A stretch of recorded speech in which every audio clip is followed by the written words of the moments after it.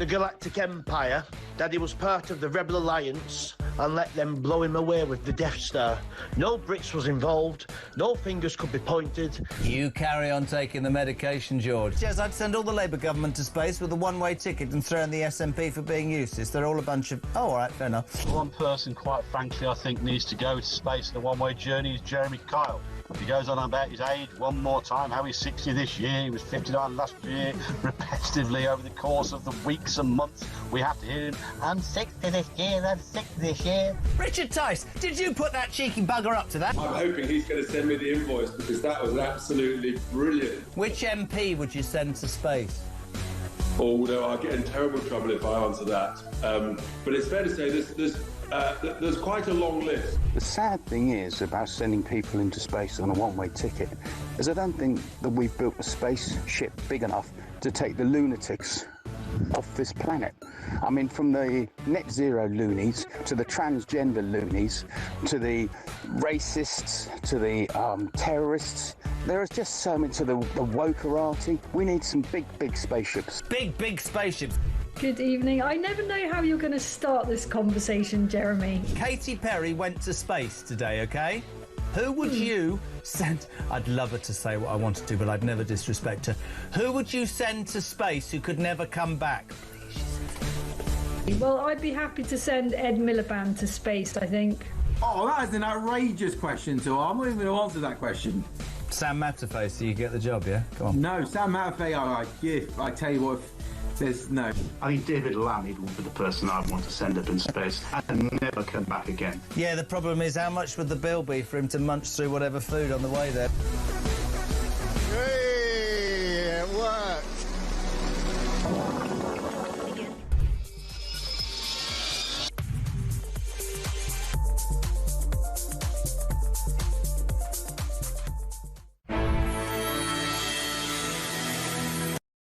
Across the UK, on DAB+, on your smart speaker, on your smart TV, and on your side. This is Talk.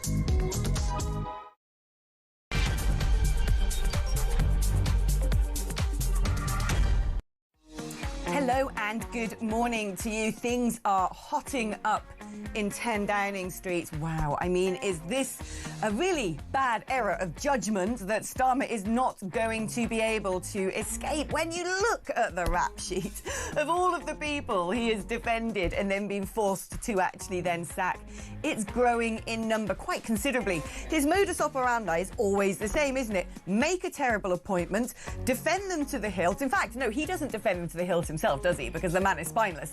He goes undercover and hides somewhere in number 10 and sends out various ministers to go out batting for the particular person who has brought disrepute onto the government. And then he goes, well, I'm going to delegate responsibility because I don't make decisions. The law has to tell me what to do. Or the report, or this particular judgment, or this new revelation that's just come to light that I had no idea about. And all of a sudden, when he feels like his hand is forced, well, I was just following due process. But the problem is he wasn't following due process, I don't think, prime ministerially, when it comes to MI5 and MI6 doing their due process and saying, Mandelson, as US ambassador? Really? The guy who has previous on, seemingly being quite corruptible, being attracted by the lavish lifestyle, a man who might easily be blackmailed, actually, a man with direct, deep connections to a convicted paedophile whose name has been ringing out through US headlines throughout the entire presidential debates. And you think that they would have said to him, come on, Mandelson, as US ambassador, is clearly an absolutely bonkers decision, and he has said, I want him anyway. Think about that. Let that sink in, seriously. Our Prime Minister is point-blank refusing to listen to the guidance from our security services. And actually, what does that mean for our relationship with America? This is an incredibly geopolitically febrile era, and that is one of the most sensitive diplomatic appointments, particularly if we still regard ourselves as having a special relationship with America. If our Prime Minister was prepared to put into that particular office a man who our own intelligence agencies said, no, not this guy, what does that mean about Five Eyes? What does that mean about whether the United States can trust the United Kingdom? And what I want to know is how many other briefings are coming over from MI5 and MI6. So Keir Starmer's just going, don't care. Right? Is he getting briefings saying, dear Prime Minister, it is now urgent that you do something to address the small boats crisis because our intelligence shows that 1,000 terrorists have come over in dinghies? And he's like, nah, love open borders, me. What else is he ignoring? Are they sitting in briefings going, dear Prime Minister, we have strong beliefs or we have evidence to show that the pro-Palestine marches going through London are being used as a recruitment drive for terrorist extremists and receiving money from hostile regimes? And he just goes, nah, free Palestine. Like, I want to know what else our Prime Minister is willfully ignoring when he is being told by the men and women employed to keep this country safe. What is he failing to do? Because it imperils us all. Right, I'm glad I've got that off my chest. Let's speak now to the brilliant Steve Baker, former Conservative Government Minister. Good morning, Steve.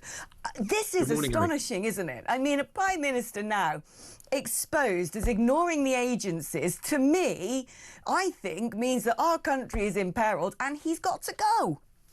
Well, of course, you make an extremely good point, and the cabinet members around him should be asking him some very serious questions. I mean, the Foreign Secretary and the Home Secretary have, unrestricted access to MI5 and MI6. They should be asking the Directors Generals of those two agencies what advice they gave the Prime Minister, and they should be taking it up with them. There are a few other people who can do it. But it has to be said, I think, that it didn't need the vetting services of MI5 and MI6 to know that Peter Mandelson had a track record of doing improper things, thinking he'd both get away with it and be forgiven for it later.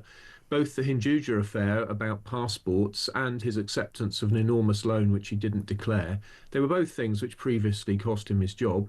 And having been a Member of Parliament for 14 years, I know perfectly well you don't fail to declare your interests. And certainly, often one would represent one's constituents to help them get their passport, but you don't do it for somebody when you're a minister in connection with donations to particular projects.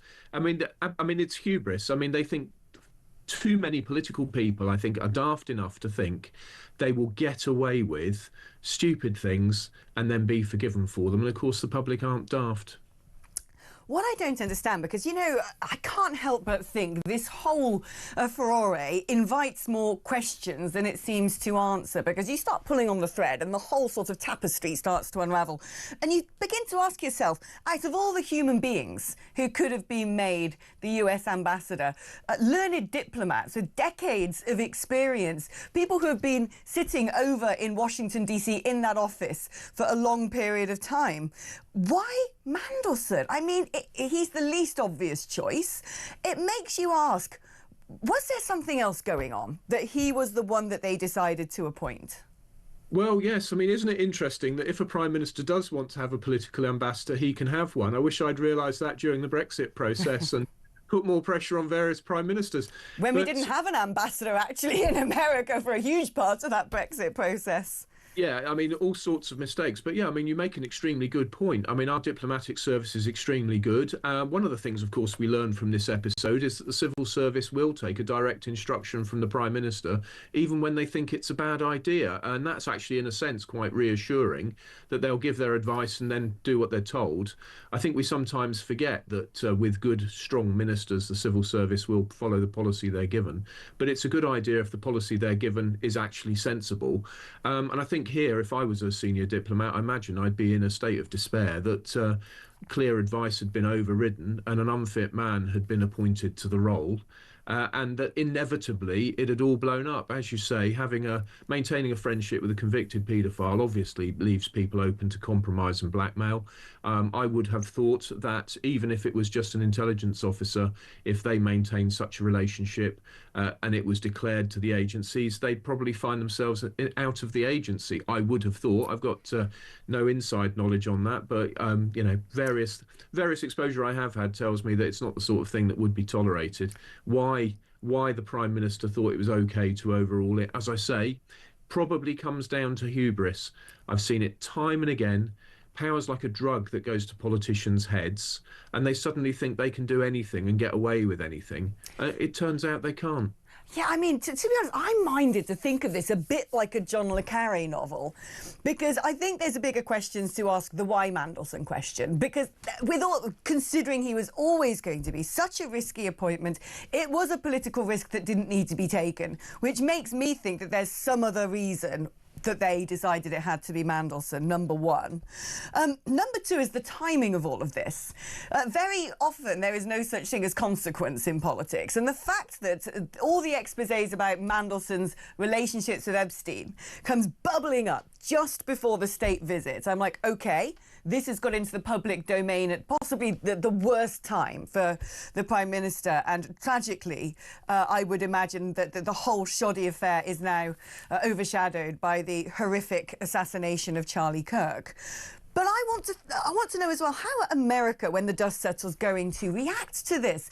Because if it was the other way around, if America had put in place as the UK ambassador somebody who was not just politically sensitive, but their own security services has advised was a great risk, when we're supposed to have deep intelligence sharing, when we're living in a climate where we have spooks and agents all over the place from other countries, and we know Mandelson, as you were outlining there, has track record of getting on yachts with some pretty shady figures, you would be asking serious questions of America and going, wow, the Pentagon said don't make that person the UK ambassador, and yet you did it anyway? Yeah, I mean, serious questions ought to be asked. That's absolutely right.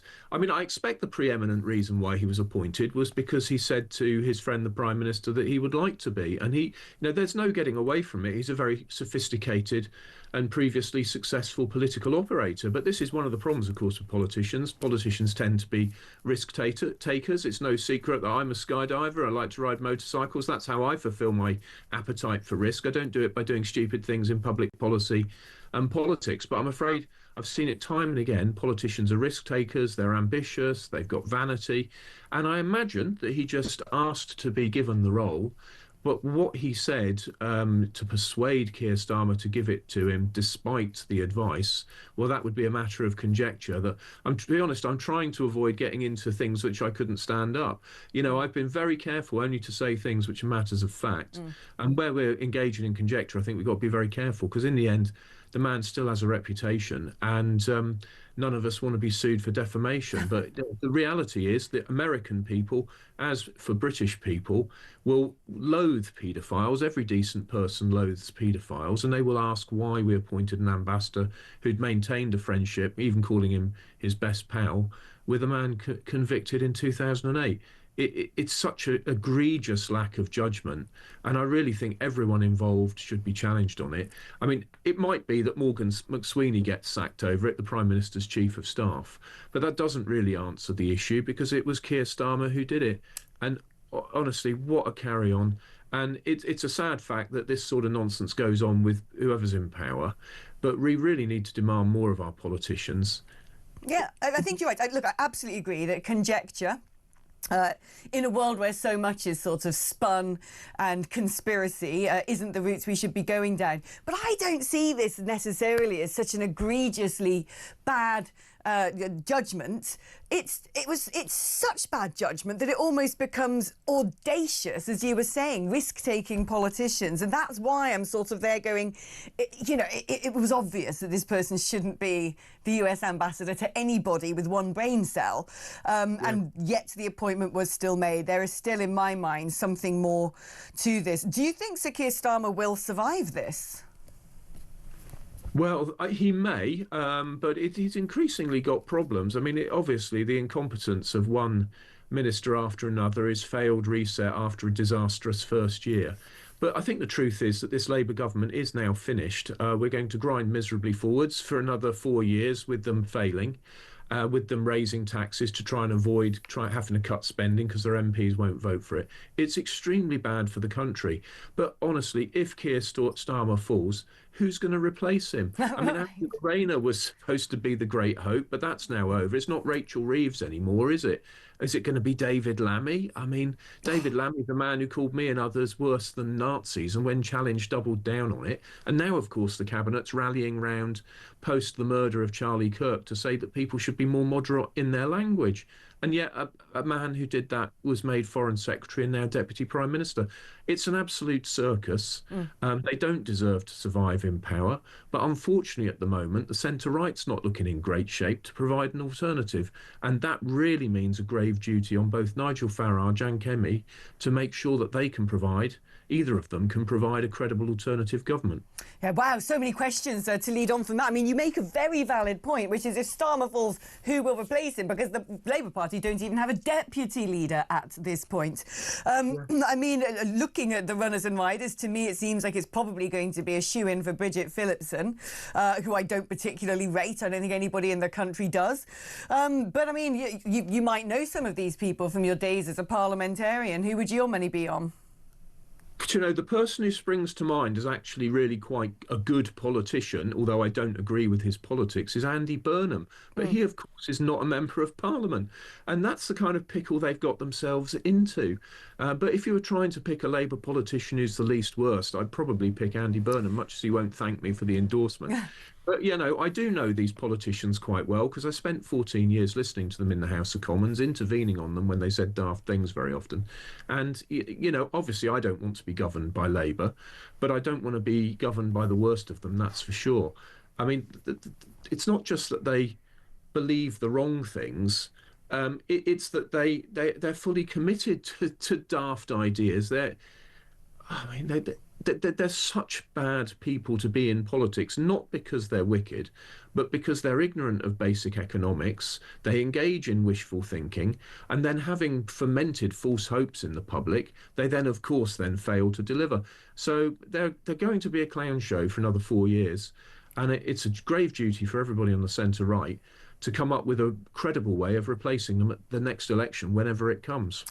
It's interesting. I really love and admire the fact that you said these people aren't wicked, they're just incompetent, because that is not the sort of way that they speak about us, is it? And it brings me on to the aftermath of the utterly abhorrent, shocking assassination of Charlie Kirk. And, you know, Steve, I've never felt more concerned, ashamed and disturbed by what I saw happening in parts of the UK press. And I'm talking about the legacy media here. This is a young Christian man who is shot down in cold blood in front of his wife and kids.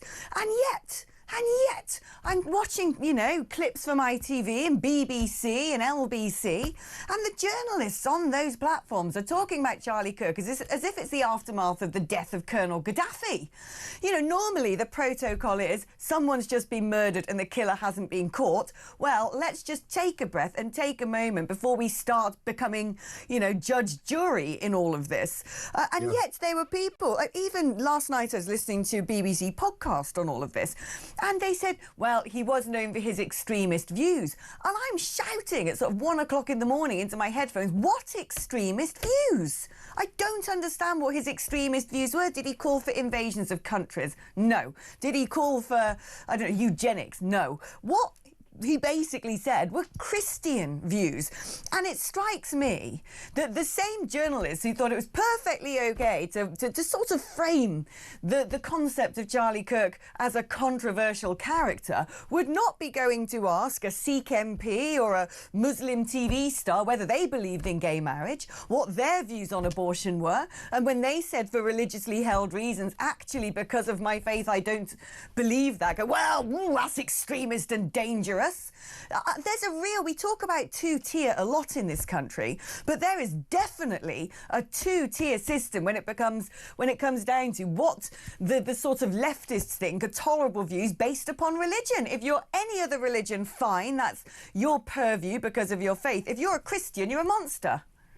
Yeah, it's terrible, isn't it? And groupthink's a really serious problem, but even more serious is the hatred which we've seen arise between people of different groups. I should just say I grieve very deeply for the loss of Charlie Kirk, and also I grieve for his family and their loss of a husband and father. It's absolutely terrible. And I say that, though actually I always found Turning Point too aggressive in their tactics, the way they handled people. I think it's important to be really civilised.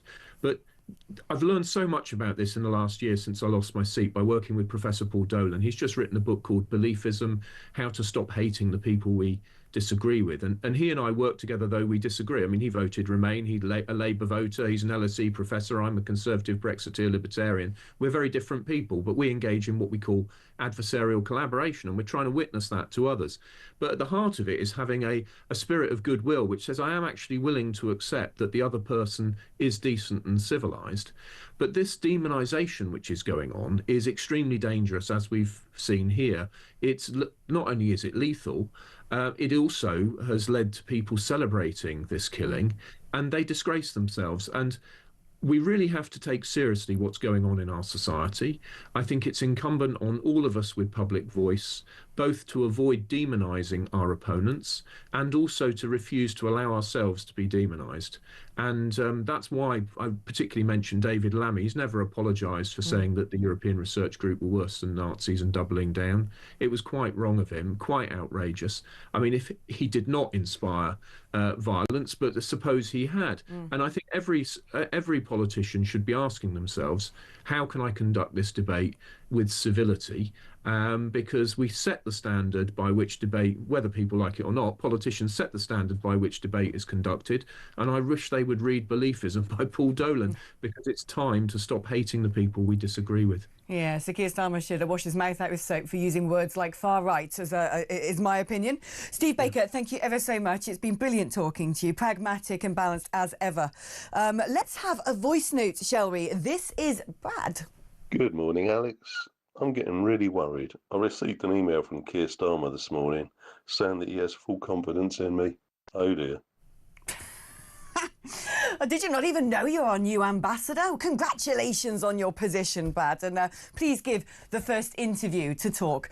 We're going to take a short break now, but after that, I really do want to hear from you. So the number to call 0344499 1000. It's your normal network rate. I suppose one of the big questions today is, should we be alarmed that apparently our Prime Minister just disregards the advice of the intelligence agencies?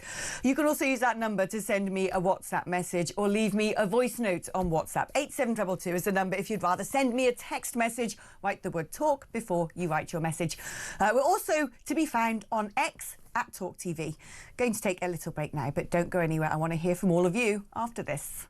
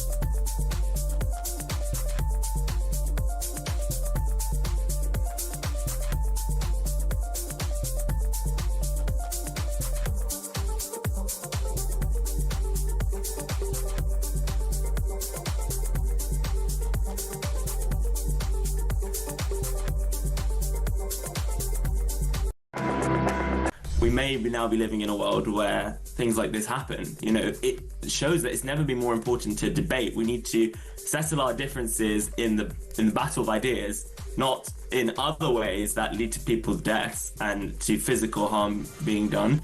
So I think we reiterate the call for people to get around the table, debate, disagree with people you don't agree with. That's the beauty of free speech. That's the beauty of living in a liberal democracy. And if we don't do that, then we risk horrible things happening. And that's genuinely tragic.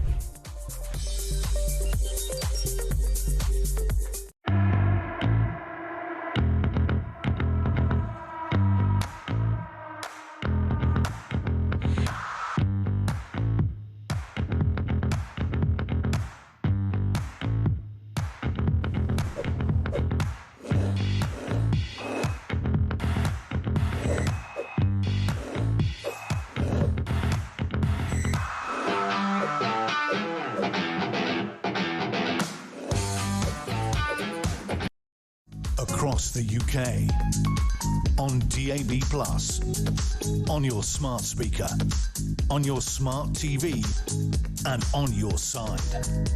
This is Talk. Hello, right, let's get stuck into what you think about the big story of today, which is Mandelson. I'm sorry, I don't like to be a hate to say I told you so. Actually, I love that. Which journalist doesn't like that, let's be fair. But I did point out that there is something very funny going on with this, because clearly the Prime Minister must have been told by the agencies this man ain't fit for the role.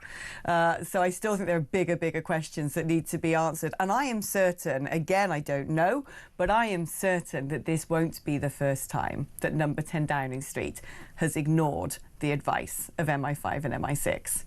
In fact, it's been alluded before that people like the counter-extremism czar had suggested certain measures the government should take when it comes to things like the pro-Palestine marches, right? They still take place, don't they?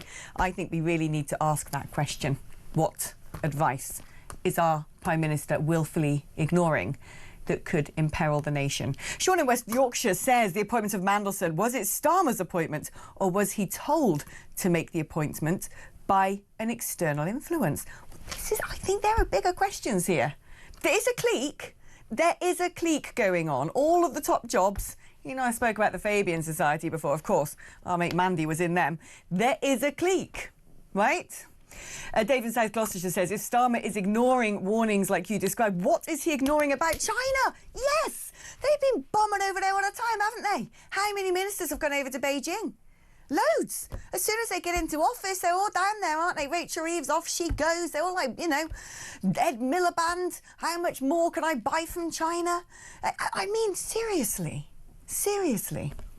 And yes, Dave in South Gloucester again points out, what about this super embassy that they want to build in a very sensitive location in the capital? It's scary.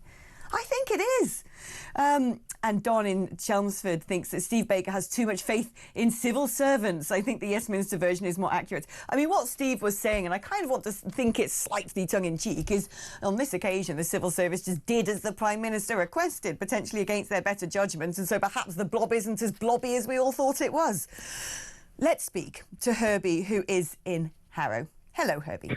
Good morning, Alex. What a morning, what a week. Oh, dear. It couldn't get any better, I don't think. Oh, anyway, I don't know if it could get better or worse. I mean, it's couldn't get any better than what? A political assassination? A Prime Minister who doesn't listen to the intelligence agencies? Well, just goes to... Look, this Mandelson affair just goes to show this government isn't fit to run the country. They're not fit to be in power. The world is completely on the edge of disaster and wars and Christ knows what else. And I don't think we've got a strong enough government to curtail it or to even fight it. You know, these people are in power to defend the country, defend us, and I don't think they've got the ability to do it, Alex. I really don't. Here's a thought, Herbie. Perhaps they don't want to fight it. Yeah, sure, but you could be right there, Alex. But where does that put us then? Where does that put the nation as a whole? Well, I can tell you, but Ofcom has probably banned me from using the word. Sorry? I said I'd probably tell you where it puts us as a nation in the whole, but Ofcom won't let me use the word. But it's that particularly unpleasant creek without a paddle. Well, yeah, this is the problem. Well, Alex, what is the solution? This government's got to go and go quickly because it's a disaster after disaster. Who's next for the chopping block? That's what I want to know. Who's the next one that's on the list? Maybe Sir Keir Starmer's going to have some due process and wait for a sort of 60-page report on himself to come out before he decides to take the advice and resign. I don't know. But you're right. I mean, it's just been one catastrophe followed by another catastrophe. And I think there's more catastrophes in store. I have a feeling that next week is going to not go as smoothly as everybody hoped. I also have a feeling that come that budget in November, the economy is going to look even worse than it is now. I also have a feeling that the appointment of the new economics advisor to the Prime Minister, who used to be Deputy Governor of the Bank of England, but also worked for the World Bank and the IMF, might signify that there are going to have to be some intense conversations behind the scenes with people who may need to bail us out. I have a feeling that I'm afraid, I have a feeling the worst is yet to come. Well, I believe this, Alex. The trouble is that they keep on moving the goalpost. With we're going to have the budget in October. Now we're having it in November. Yeah. Whatever next, they keep changing the goalpost. They keep changing things around to suit them. Because they're sixth formers. Herbie, they're sixth formers. Look at them. Look at these people. Look at Bridget Phillipson and just all Rachel Reeves and Angela Rayner and the lot of they're like a blimmin' year 6 debating society. They're not adults running this country. What are they?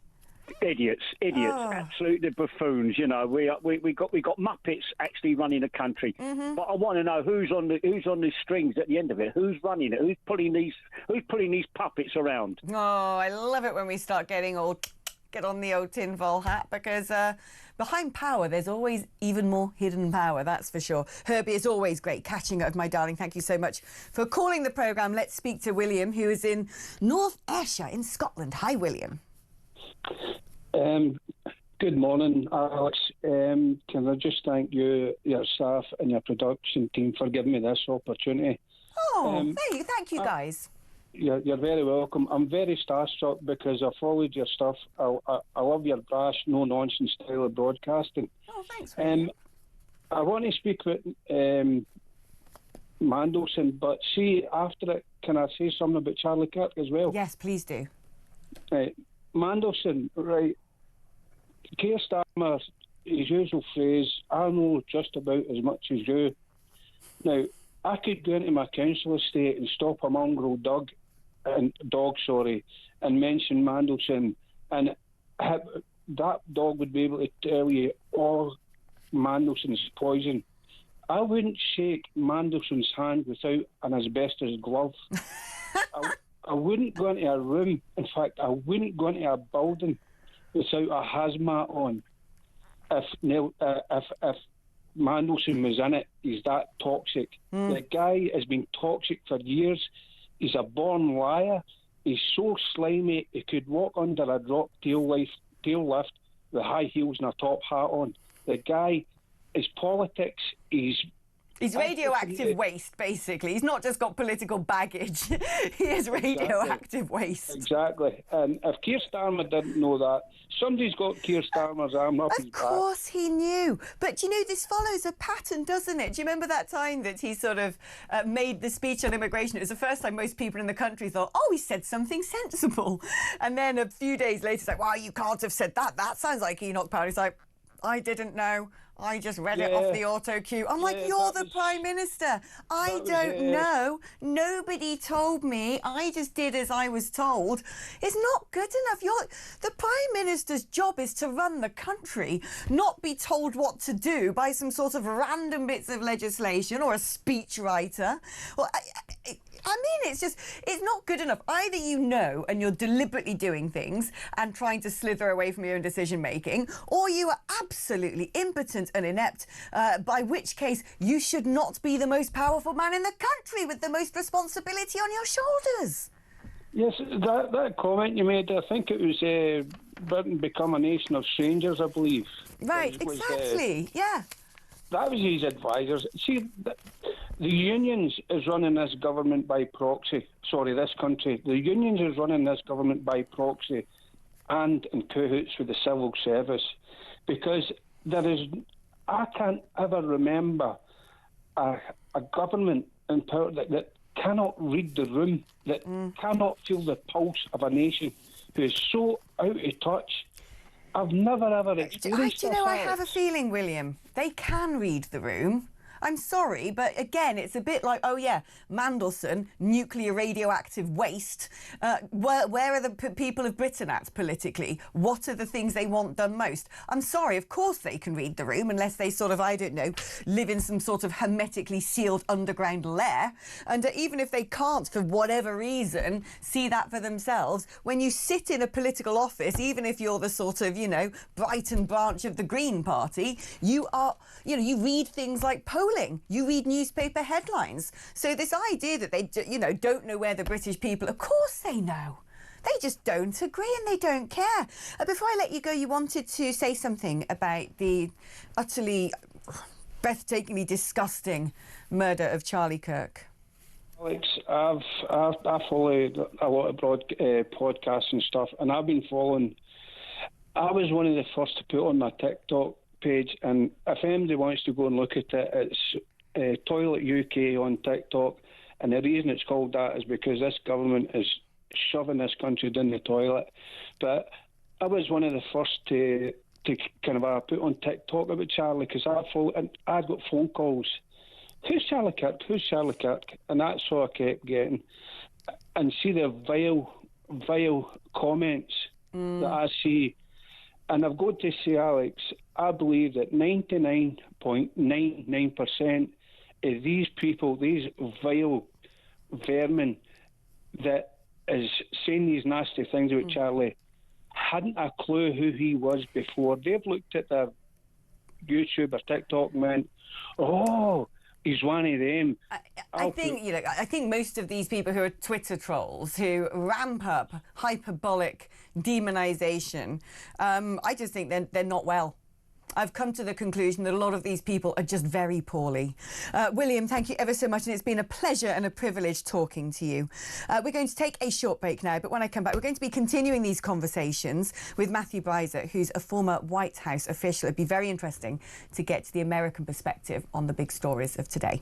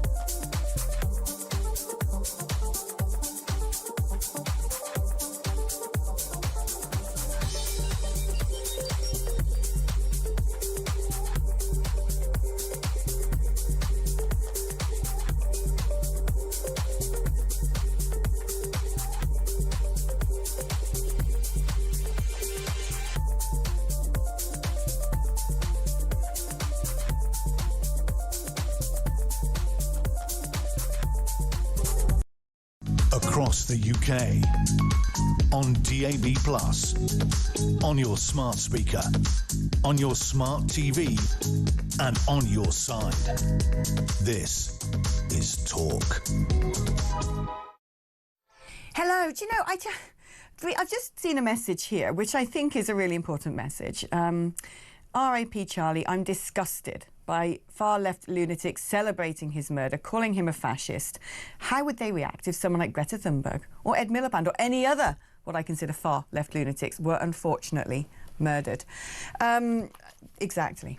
And this sort of parameter of what is now considered an extreme viewpoint, it's shocking to me. Shocking how far to the left we have moved. Let's speak now to Matthew Beiser, former White House official. Good morning to you, Matthew. Good morning, Alex.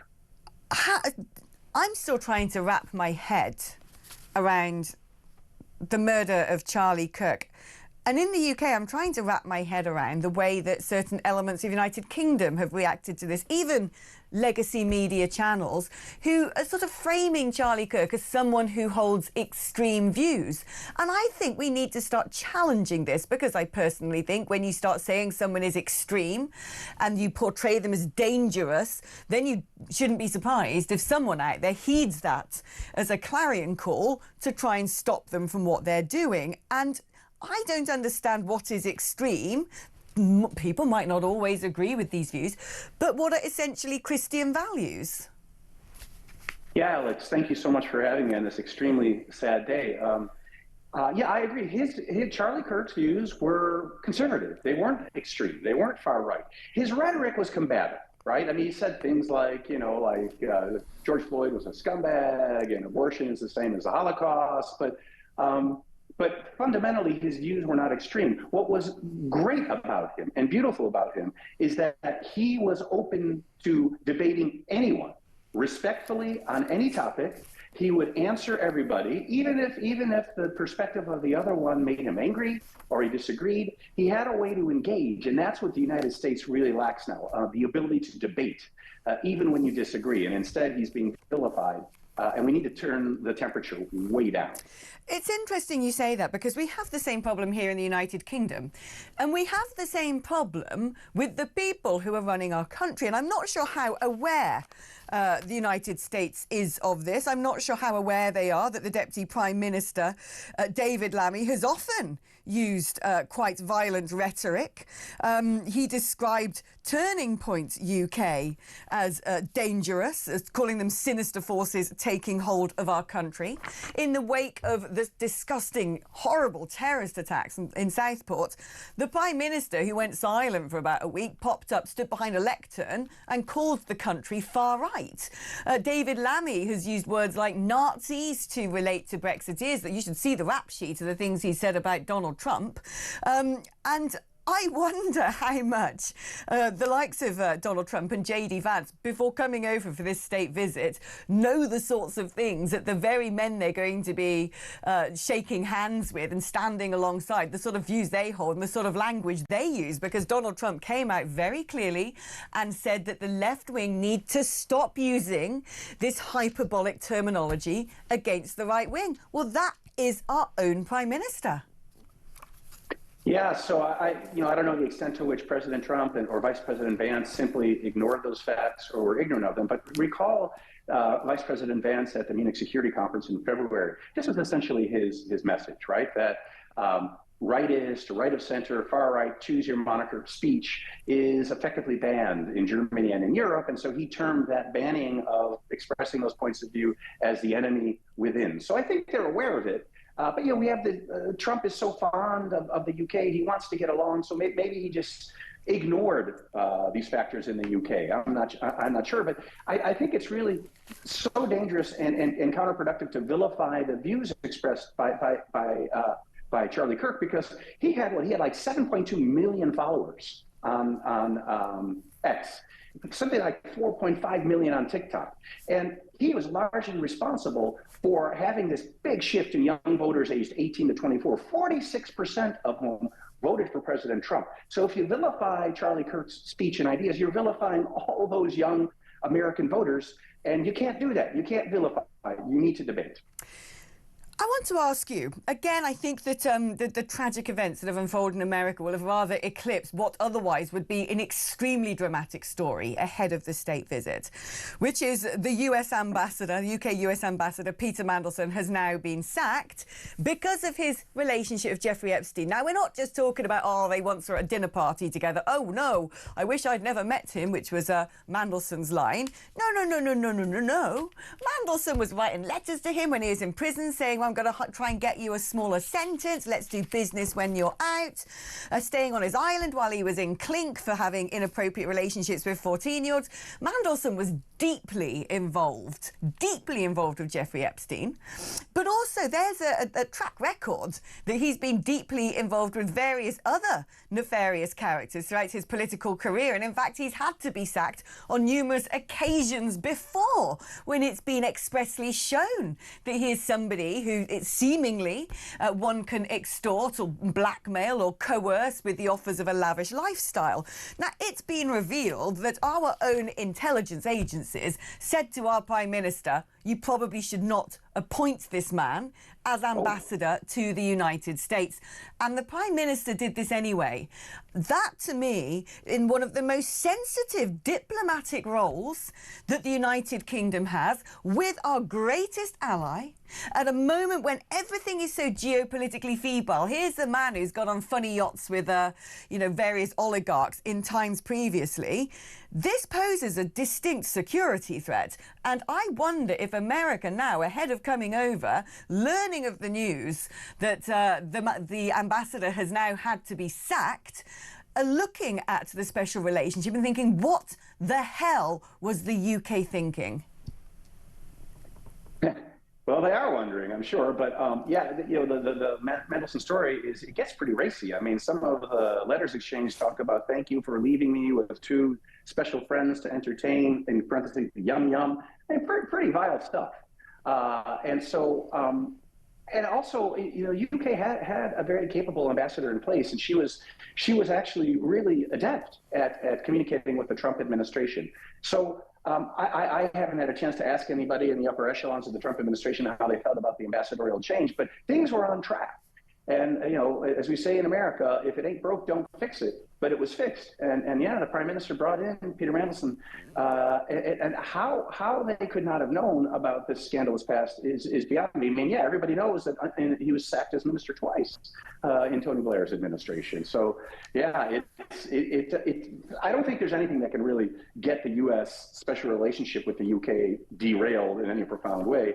But this does raise question about the ability to see eye to eye between number 10 and the White House. I thank my lucky stars that Donald Trump loves the UK so much he doesn't want to derail the special relationship, but I kind of think actually what would be doing the UK a great favour would be looking at the current leadership in the United Kingdom and actually calling them out for what they are, which are the exact people who use terms like Nazis and far right and fascist, the exact people who ignore intelligence agencies and jeopardise the security therefore of the United States, and saying, do you know what? I love Britain so much that the British people deserve better. So if you do speak to people in the Republican Party, please tell them ahead of the state visit that certainly this British citizen wouldn't mind a bit of intervention from the White House. You got it, Alex. I will do so. Matthew, thank you ever so much. Are you going to be across at all to take part in any of the jamboree next week? I wish. I won't, but I wish. It will be exciting and festive and messy, I think, a bit. I think there's going to be a lot of headlines that come out of next week. I think it's going to keep us all on our toes. Matthew, thank you ever so much, former White House official there. Let's take a short break now, and in something that isn't new news at all, but it's news that just keeps on getting worse. We're going to be discussing the crisis in the NHS after this break.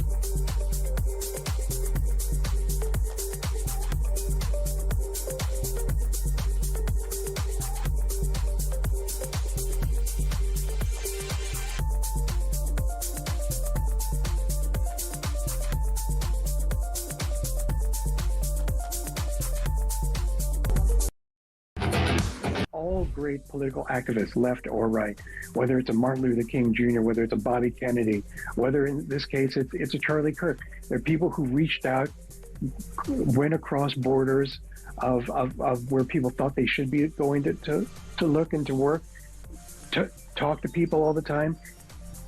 Disagreement cannot be settled at the end of the barrel of a gun. And what I think needs to happen in our country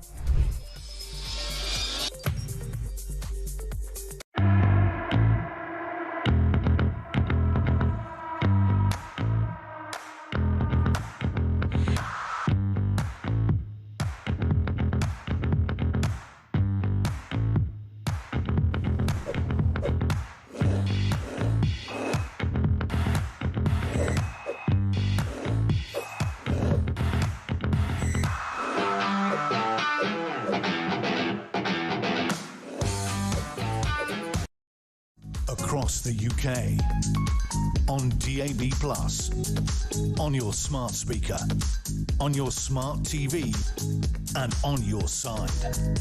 This is Talk. Hello, welcome back to the show. Now, I'm sure that if you've had brushes with the NHS in recent times, well, actually, you've had brushes with the NHS in recent times. You're actually one of the lucky ones, because most of us don't even get to be put through to the receptionist in telephone tombola. It turns out that NHS waiting lists have hit 7.4 million, rising for the second month in the row as the Labour Party struggle to improve the service. There's also a pretty dreadful case here of an anaesthetist. What's the word? I can't say anaesthetist. That's it. Sorry, as an anaesthetician, anaesthetist, a Pakistani anaesthetist who was over here working, who in the middle of an operation decided he wanted to just, I don't know, down tools, go and get his rocks off, and then come back to the operating table. Pretty shocking stuff. Let's speak now to Roy Lilly, former NHS Trust chairman. Roy, we were promised, weren't we, that the Labour Party were going to cut waiting lists. And I think even those of us like me who think otherwise that the Labour Party represents a dreadful dystopian future thought, well, if there's one thing that they might be able to sort out, it's the NHS. Turns out, no. Waiting lists are up for a second month running. They're not going to be able to sort this out, are they, it seems? No, Alex, good morning. The Labour Party have one job as far as the NHS is concerned, and that is to cut waiting lists. That's why that was their big thing during the election. They were going to reduce waiting lists. That was what they were going to do, and they really haven't. They've had, I suppose you could say, to put their case, they had the strikes, junior doctor strikes, the aftermath of that. They paid a fortune to buy their way out of the strikes, and there are now more strikes, perhaps pending. Who knows? Depends how the talks go.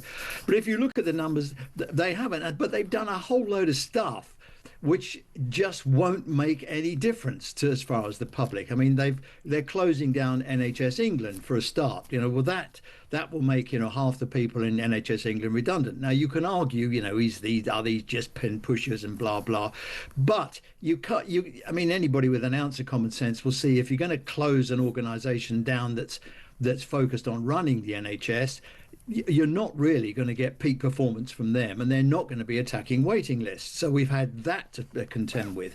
We've got this ludicrous 10-year plan that they've got, where there's no implementation plan and no financing. So that's a waste of time and a huge distraction. And of course, the people in ICBs, the integrated care boards, who are the local providers, and they organise the local healthcare system, they've been told to cut their budgets by 50%. Well, that means half the staff are going to go. We don't know which half, and there's no money for redundancies. So there's a huge amount of ludicrous distraction going on. You could say, well, it needs to be done. Maybe it does, maybe it doesn't. But if you want to get everybody marching in step and focusing on waiting lists, this is not the way to do it. And that's why we've got the problems we've got. And there was a tiny glimpse, I think, of hope in that they've got the 2-year waits down to almost nothing, and they're attacking other 1-year waits.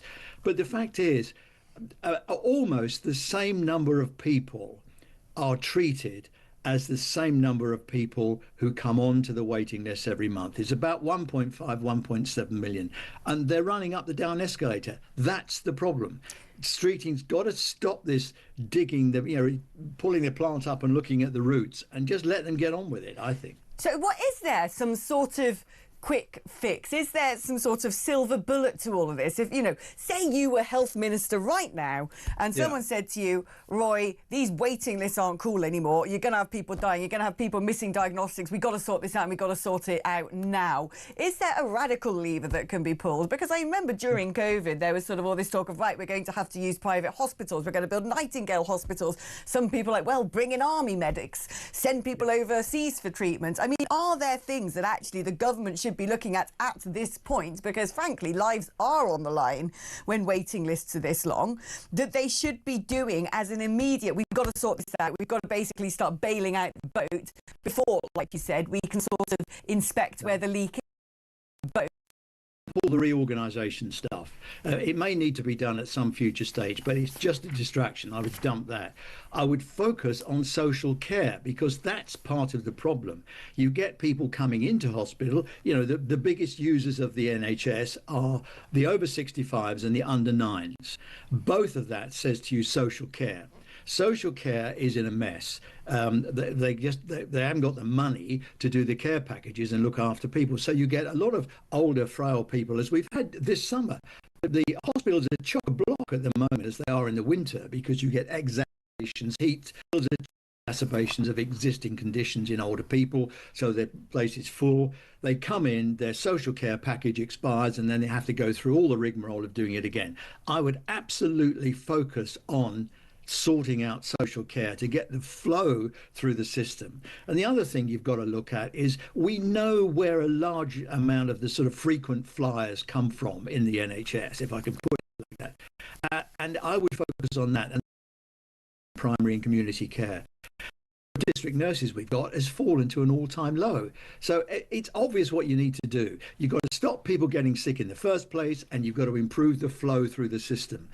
The NHS can't do either of that. The hospitals can't do either of that. So that means investing in primary care, community care, and sorting out social services. Those three things would make a huge difference. Now, very quickly, I mean, in all walks of life, in all professions, you're always going to have scandals and individuals who definitely behave in a manner not in keeping with their duties and responsibilities. This is the case of Dr. Suhail Anjum, a 44-year-old anaesthetist who was caught with a nurse in a compromising position at Tameside Hospital.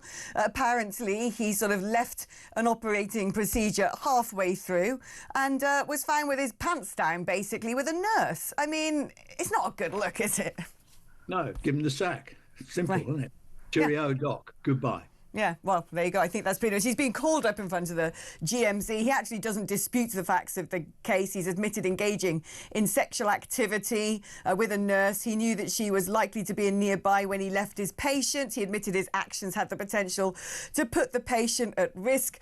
But he said he wants to resume his career in the UK and promised there'd be not a repeat of a one-off error of judgment. I mean, come on, that's a bit of a big error of judgment. Of course it is. It's a stupid thing to do. It's a dangerous thing to do. It's selfish and is an idiot. And we don't want stupid, selfish idiots working in the NHS. There is the door. Goodbye. There you go. I couldn't agree more. It's also really creepy. You imagine you're passed out on the table, like, fully under someone's care because you're out with a count with your guts hanging out and they're off getting their rocks off. It's really gross. Peter Lilly, my gosh, I'm so sorry. Roy Lilly, blimey, that's the sort of weird Freudian slip. Roy Lilly, former NHS Trust Chairman, thank you ever so much for coming on the show. It's brilliant to hear from you, as always. Now, going to take a short break now, but shall we get a perspective of all the political stories from Reform UK? I think we should. We're going to be joined by Alex Wilson, who's their London Assembly member, just after this break.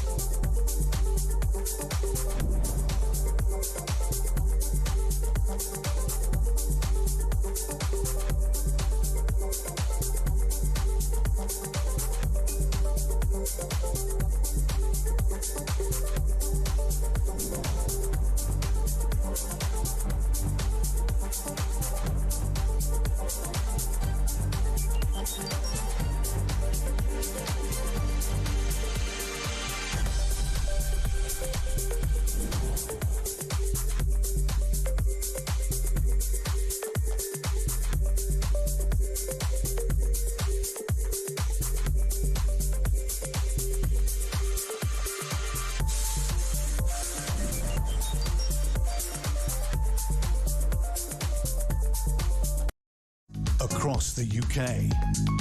On DAB+, on your smart speaker, on your smart TV, and on your side. This is Talk.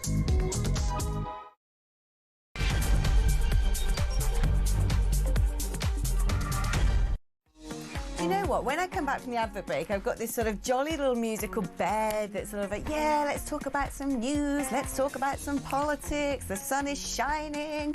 I actually would quite like someone to dig out the sound effect, sort of known as the drone of doom. It's used all the time in sort of, you know, films and in sort of, you know, sort of dark and twisted serial killer programs where it sort of goes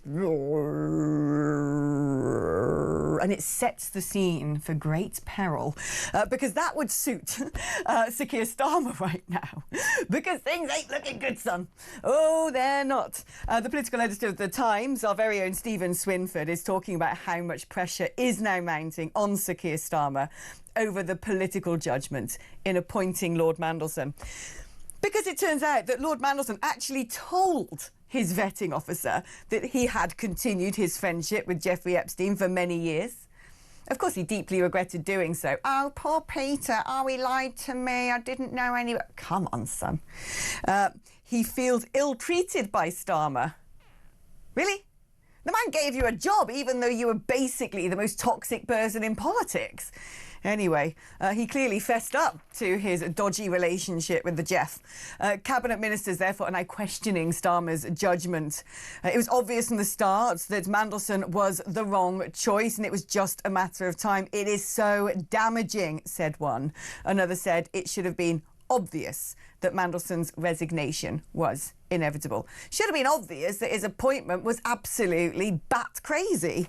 Mandelson refused to resign, apparently, which meant Starmer had to sack him. And now there is a lot of concern that creepy Mandy ain't gonna go quietly. So I have a feeling if young Sam there could press a button to make that evil drone noise happen. Have you found it, Sam? Oh, he's not. I can see him. His eyes. He's going to get it for the next break. I can see his eyes scanning screens and his fingers going like fire. I said it on air and I saw at the corner of my eye through the glass of the gallery that Sam was on the case. That'll be fun. Let's bring that into the show a bit, shall we? Yeah, I have a feeling that things are going to get pretty ugly just ahead of the state visit as well. Things that, you know, in politics, there's often no such things as accidents or coincidence. You've got to ask, you really have to ask, just ahead of the state visit, that this is happening right now. What is going on? Is it just all hugely misfortunate that Starmer appointed someone who's best mates with Epstein to be US ambassador, despite being told it's not a good idea, and then just as Trump's about to come to town, it's like, guess what? Boom! Front pages everywhere. It's definitely intriguing, let's say. I think it's got all the makings of a John le Carré novel. But again, I don't think we should take this too lightly, because for me, the overriding question is, do we have the man whose responsibility it is to run this country, do we have as Prime Minister somebody who is willfully ignoring the intelligence agencies? Where does that begin? And where does this end? What other little notes and suggestions and briefings might MI5 and MI6 be giving the Prime Minister that he's deciding are just not interesting or don't fit his agenda? What warnings over our relationship with China? What sort of warnings about small boats and who might be breaking into our country? What sort of warnings about the pro-Palestine marches, who's funding them, how they might be used as a recruitment drive? What other relationships might some of Starmer's mates and his inner clique have with people who really we should be questioning? Because I don't think this stops with Mandelson, and I don't think this was a mistake with Mandelson, because it is so clear to anybody with even an iota of common sense that Mandelson is nuclear waste when it comes to political baggage and totally unsuitable for the most sensitive diplomatic appointment that you can imagine, this isn't just a lack of judgment, is it? I mean, really, is he that idiotic? Is he really that? I mean, if he is that stupid, he shouldn't be Prime Minister. But it's it's begging further questions. The more questions that seem to be answered, the more questions then appear. And I don't know. I just feel like the net is closing in. Shall we get a point of view from Reform UK on all of this? We're joined now by Alex Wilson, London Assembly member. I mean, it's astonishing, isn't it, that Mandelson, who is almost a cartoon villain in UK folklore, politically speaking, that when he was made US ambassador, I think some of us were like, really? I mean, the outcome of all of this was inevitable, as night follows day. Why? Why was he appointed? Good morning, Alex. Yeah, you're absolutely right. This story is becoming increasingly murky the more that gets looked into it. And look, I'm all in favour of giving people second chances in life. But Mandelson, I think, has exhausted every single opportunity to have those second chances. He was already sacked twice during the Blair government and that era. So for him to be put forward as a candidate for this role in the first place raises huge questions about Starmer's judgment. And that's even before we know what we now know about his relationship with Epstein, and the fact that that relationship continued after Epstein was already charged and convicted of some fairly horrific offences. And yet that relationship carried on, and he called him his best pal. It's absolutely staggering. And what's equally staggering is that, as you said in the intro there, Mandelson didn't seem to think that he had to resign this time. He actually had to be physically sacked, removed from that job after all this had come to light. I mean, we've talked before about how shambolic this government has become, and how quickly it's become a complete farce. And that's, in itself, is quite surprising that there's been no honeymoon. The wheels have come off far, far quicker than usually come off a new government. We've had over a dozen resignations of various ministers and positions since Starmer became Prime Minister, and this is just the latest. I'm sure it won't be the last, because there's something clearly wrong going on at the heart of this government, the way people are appointed to positions and the way people are carrying out those roles that they've been given. I think it's absolutely staggering. I think if I was going to render this down to the obvious, I always think Occam's razor is the best way of going about things. I think basically the Labour Party are a little cabal of mates who are all sort of, being long connected politically, probably connected via the mysterious Fabian Society. I love talking about that. But I think it's just a case of it's jobs for the boys. They're all sort of mutually back-scratching and giving each other key positions. They probably know where each other's bodies are buried. But also I do think that among the group of people now who seem to be in charge of the Labour Party, we shouldn't underestimate how radically left-wing some of them are. And I think about this in the context of the state visit next week, and what on earth the Republican Party are going to make of all of this. I mean, in some respects, it sounds a dreadful thing to say, but for Sir Keir Starmer, this isn't going to be at the forefront of the minds of the Republican Party, given the awful, tragic events that have unfolded over in America in recent days. But if that hadn't come to pass, then I would imagine they might be a little bit more alive to some of the dangerous rhetoric that's used by politicians such as David Lammy, who's now the deputy leader, who of course was the foreign minister. The sort of demonisation and hyperbole that Donald Trump himself called out the other day. They might be deeply concerned about the fact that this was an appointment to the position of US ambassador, and how that affects the special relationship. And I'm thinking here, this state visit is going to be interesting, right? This was supposed to be the sort of big grand gesture. Out comes the invitation from the lapel. I love you. Isn't it remarkable? People talk about how brilliant it is that Sir Keir Starmer and Donald Trump have this fantastic relationship. And I kind of think, Donald, has no one told you what he's like? No one told you the sort of things he says and does. You're not noticed. I do wonder how this is going to impact this state visit, which is supposed to be this sort of grand gesture of unity. And I also wonder what else is going to come to pass. I mean, has someone sat there and gone, do you know what, we probably ought to find a prison cell and put Khan in it for a few days so he can't open his big bazoo and make things worse? This clearly is going to cast a very long shadow over that state visit. You're absolutely right.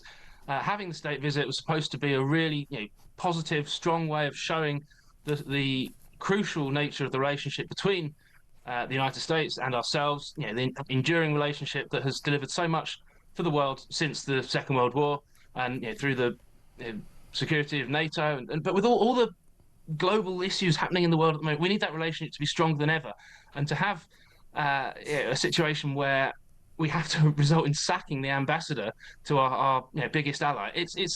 It's catastrophic, I think. Let's hope we can get things back on track, because it's so important, regardless of the personalities involved. It's so important that our two countries do work together as we face all these huge global crises, obviously Ukraine, the Middle East, and we've got to get back to business. But back to the sort of question of Mandelson being appointed in the first place. Very, very curious appointment. Lots of other people could have taken that job. He could have been a career diplomat. Why does it have to be a political appointee in the first place? Out of all Other the human diplomats beings are. on Earth, they pick the worst man for the job quite deliberately, even ignoring the advice of intelligence agencies. I want to bring it back Well, to... that what makes it all the more demonstrative of a complete lack of judgment by Starmer. If he was warned that this was likely to come out, or something along these lines was likely to come out, then why on earth was that warning ignored? Why on earth did they persist with that appointment? What is it? What goods does Mandelson have over Starmer that means that he had to be appointed? Now you're on my page. Now you're on my page. I want to bring it back to London, because you sit in the London Assembly. Of course, the state visit is centred around London. And I think back to the last time President Trump 1.0, when that state visit happened, and the London mayor almost gleefully rejoicing when that big inflatable balloon of Donald Trump as a big orange baby was floated above Parliament. And it'd be interesting, actually, to scratch into the archives and remind ourselves of the sort of things that Sadiq Khan has said about the London mayor and the sort of things he did during that last state visit. And as a man who probably has to share more oxygen with him than the rest of us, I wonder... actually, whether Sadiq Khan's been told to be on good behaviour this time round. Are there any sort of inklings that things are going to get a little bit embarrassing when it comes to the London mayor from things he might have been saying or doing in the London Assembly? Well, last time it was just so childish, wasn't it? That blimp that was floated, and look, everyone has a right to protest and take a different view about whether you support particular political viewpoints and particular political individuals. But when you have somebody who is the leader of your strongest ally and effectively the leader of the free world coming to your city, coming to your country, you should welcome them with open arms and be mature, be sensible. Yes, if you have a disagreement, you express that in private. But fundamentally, London is going to be showcased to the world and showcased to our strongest ally, and we need to treat that with respect. Do you reckon they're going to invite Sadiq Khan along to all the stuff? The glad handing, the photo ceremonies, the lecterns, the sort of pomp and ceremony. Do you think Sadiq Khan's going to be part of all of that as London Met, as you would expect in terms of protocol he should be? Or do you think it's a case of blimmin' it, we're going to have to send him on his annual leave for a while? I don't know. I honestly don't know. But we know that Ed Davies turned down the invitation, so perhaps Sadiq will do the same. But who knows? Oh, it's all right. Ed Davies got a jet ski to go on, no doubt. Well, true. It's a good job, though, that the visit wasn't this week when we had the catastrophic tube strike, which made life incredibly difficult for ordinary Londoners trying to get to work, trying to get around. Cost of estimated £230 million to the economy, and that's a strike that Khan could have done something about that. And he chose not to. He chose not to trigger the provisions of the Minimum Service Levels Act that could have guaranteed some level of operation on the tube lines. He chose not to do that because he's in the pocket of the unions, just like the Labour Party nationally. Now, do you know what? It's a very important point, and I don't think enough has been made of that. The London mayor could have made sure the tubes ran this week, even if it was a minimum service. He had that power. And also, I think it's interesting to point out as well that the last time there was going to be a full network strike in 2023, it was revealed much later that Khan had capitulated to the unions at the 11th hour and agreed to a pay rise, and it later was exposed that the cost of that pay rise to TfL staff amounted to £30 million. And then it's also worth pointing out that if we simply stopped fare evaders on the tube, that's £100 million. So perhaps there needs to be more questions At least. asked. I mean, the figures that TfL give for fare evasion, I think, are a massive underestimate. They're not recording it properly. But yeah, somewhere in the region of 100 to 130 million is what they are quoting. So perhaps if the staff that were supposed to be manning the gates actually did their job, then maybe there would be some more money for higher pay rise. Who knows? Exactly. My point exactly. Alex, thank you so much for coming on the show. Alex Wilson, London Assembly member for Reform UK. OK, we're going to be taking a short break, but after that, I'd love to ask you for your thoughts and feelings on the stories of the day. 03444991000 is the whole Mandelson scandal. Scandalson. Does it have the makings of a John le Carré novel? It does, doesn't it? Come on, it's like some sort of special edition Christmas episode of Spooks. 0344 499 1000 is the number to dial. Throw in your 2 bits, please. You can also use that number to send me a WhatsApp message or leave me a voice note on WhatsApp. 87222 is the number if you'd like to send me a text instead. Remember to write the word talk before you text, and I will be catching up with you after this.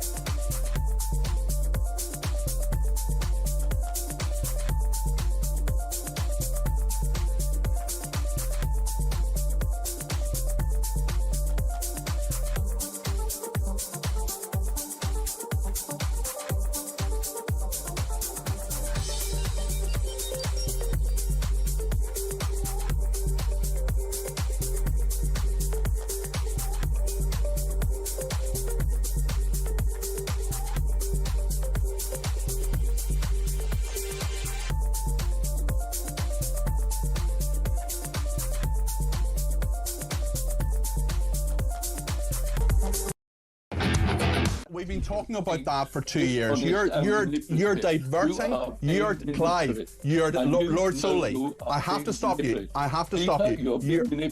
I'm not. You're diverting from the story. This is a story about the Prime Minister's judgment. Yes, absolutely, and I'm dealing with it. And I'm dealing with it. What I'm also saying is that this is a very important story. I accept that. You haven't even mentioned the attack on the NATO state. I haven't even mentioned it. That was yesterday. The attack on the NATO state was yesterday. We talked about that.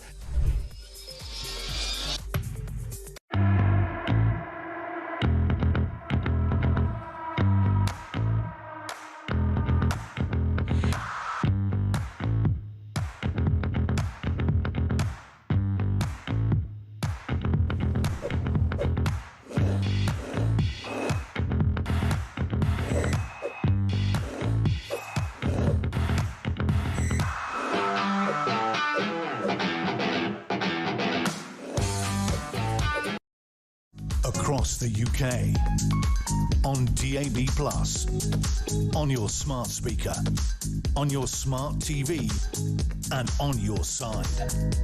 This is Talk.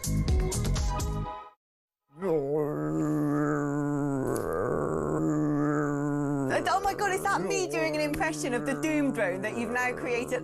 That is the Sam, I thought you were my friend. You guys. If you've been listening from the beginning, I was saying I want one of those sort of doom noises that happen in sort of, you know, serial killer programs and crime dramas and films, you know, as the net closes and, you know, hell is on the horizon, the serial killer's behind the shower curtain, because things are getting pretty difficult for Sir Keir Starmer. So I was like, oh yeah, Sam, can you find one of those noises? I wasn't expecting you to literally record me doing an impression of the noise and play it back. Basically, that's what I sound like when I've been bottom of a bottle of Chardonnay and I go to sleep. That's, yeah. That's the hell that anyone who shares a bed with me after a night out has to put up with. Honestly, what a ghoulish noise that is. Ghoulish times indeed for Sir Keir Starmer. Then don't you press that button again, Sam. No, play it again, Sam. This ain't Casablanca today, son.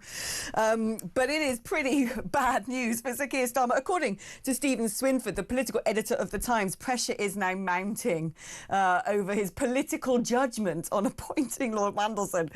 It's such bad judgment, it can't be a mistake. mistake. That's the way I see it. It's so bad. It's so ridiculously lunatic to put somebody who is radioactive waste into the position of a US ambassador. This isn't just like making a mistake, is it? It's got to have been done deliberately, and the question is why?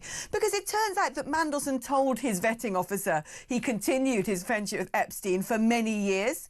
Of course, he said he regretted doing so, or very convenient to regret things now.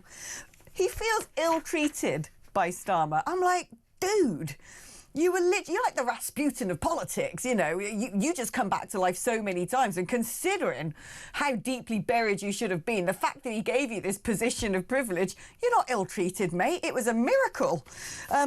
Cabinet ministers are now, of course, questioning the Prime Minister's judgment. Some quotes that Stephen Swinford has got hold of.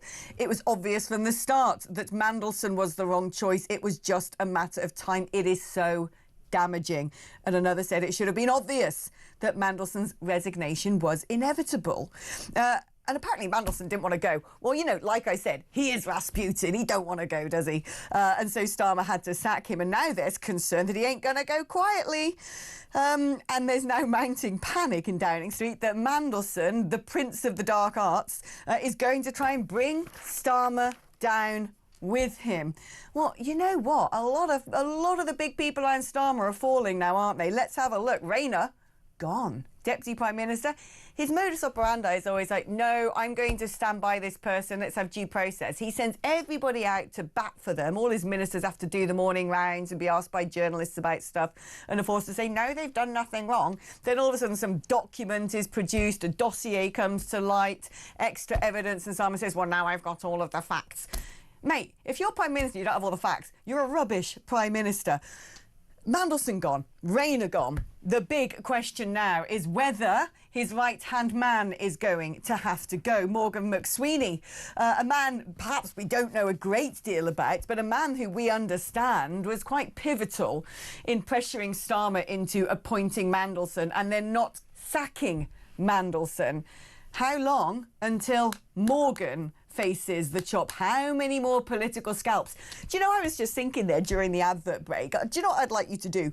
I want you to come up with a really banging playlist for this, because I thought that, you know, perhaps Starmer's sitting there and it's sort of, don't want to be all by myself. Because, mate, you're going to end up by yourself, aren't you? Everyone else. I mean, Tulip Siddiq, corruption minister, gone. Your minister for homelessness, gone for making people homeless. You know, your deputy prime minister, gone.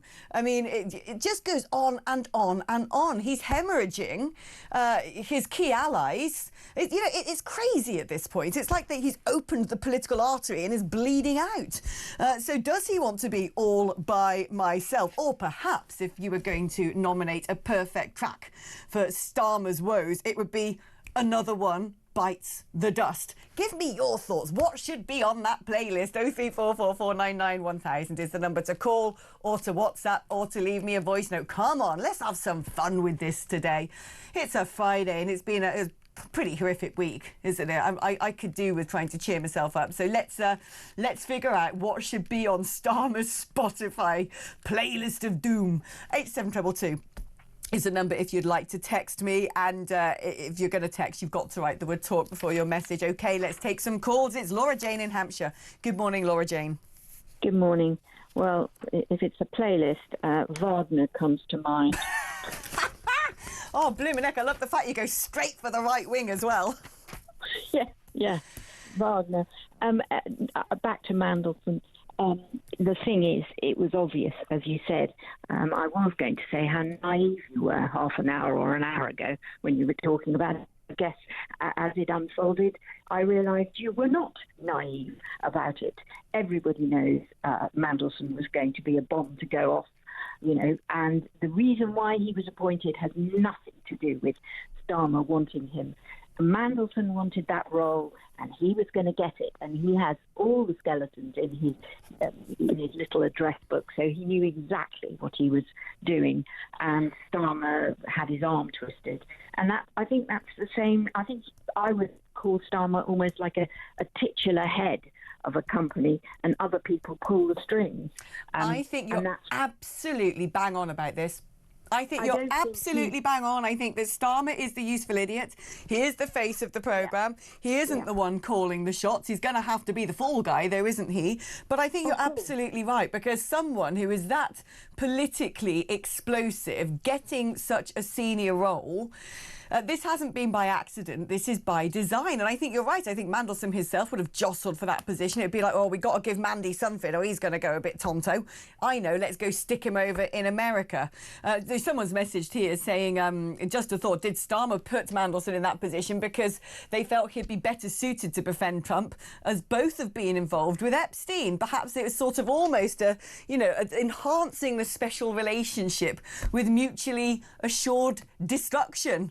You know, we both got people who are going to be implicated in all of this. Look, I would say on that what I keep hearing from America is Donald Trump was one of the first people to cessate his relationship with Jeffrey Epstein quite a long time ago. But of course, he is under huge pressure now in the United States for coming clean and publishing the list. And so perhaps sort of offering Mandelson up was a bit like a sort of, right, if you're going to suffer from this, we will suffer as well in sympathy. Laura Jane, thank you ever so much. Let's do another quick call. Chris in Epsom. Hello, Chris. Hi, Alex. Well, you're joining the dots. First of all, what a terrible thing with Charlie. And I was watching you the morning before, actually, when you were going on about McDonald, who still hasn't pulled his words back or apologised. Look, just join the dots. The Fabian Society and the Matrix Chambers, they're all interlinked. If I say four names together, Starmer, Lord Alley, Mandelson. The fourth one's gone from my mind now. But Mandelson got that job. Were you going to go for Hermer? Was he the last one you wanted to add to the rap sheet? Yes. I knew it was, yeah. I don't know about Lord Alley and the Fabians. I haven't dug into that one. And I still don't... Look, I'm just fascinated by the Fabians. There might not be anything to see there. Perhaps they're just a really kindly right-wing think tank. Listen, a left-wing, sorry.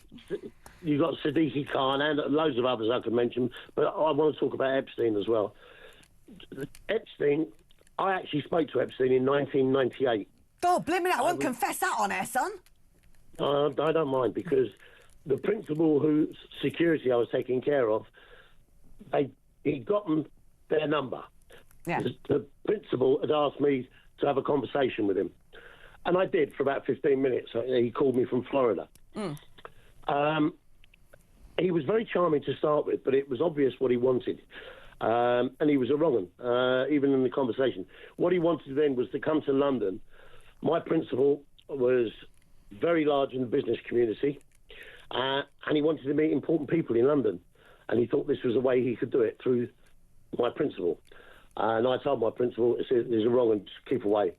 And when he was nicked in 2003, I think it was, I wasn't working for the principal then. They phoned me up and thanked me. How did you know he was a wrong un? Just from the conversation. Really? I suppose that, you know, if you were sort of in a private security, it's your job to be able to sniff out a wrong un. So well done, you. Well, it was quite obvious. He was very charming to start with, but then he opened up, and I said, "Well, what do you really want?" And he said, "I want to meet important people in London." Right. And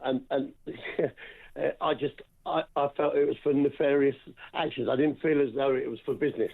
Right. And so... Oh, you had a sense that there could be an element of essentially sort of, you know, creating files, dark dossiers on people. Well, my principal was very, very well connected, but was very, very careful about who they socialised with and who they did business with. And, you know, we didn't know this guy from Adam. He hadn't been in the papers at that point in 98. But he just came across to me as a wrong one.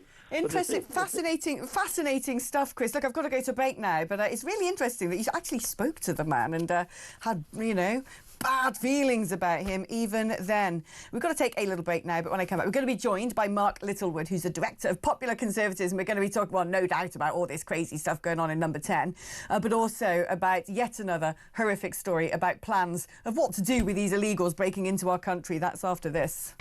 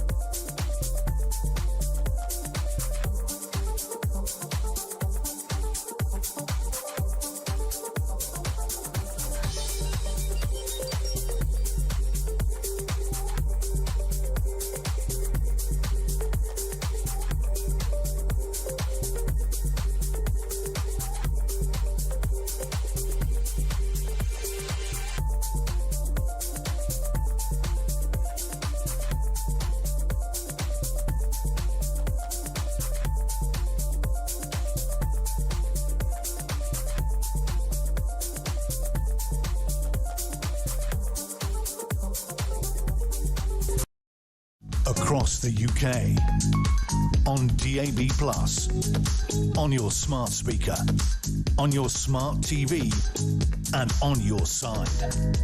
This is Talk.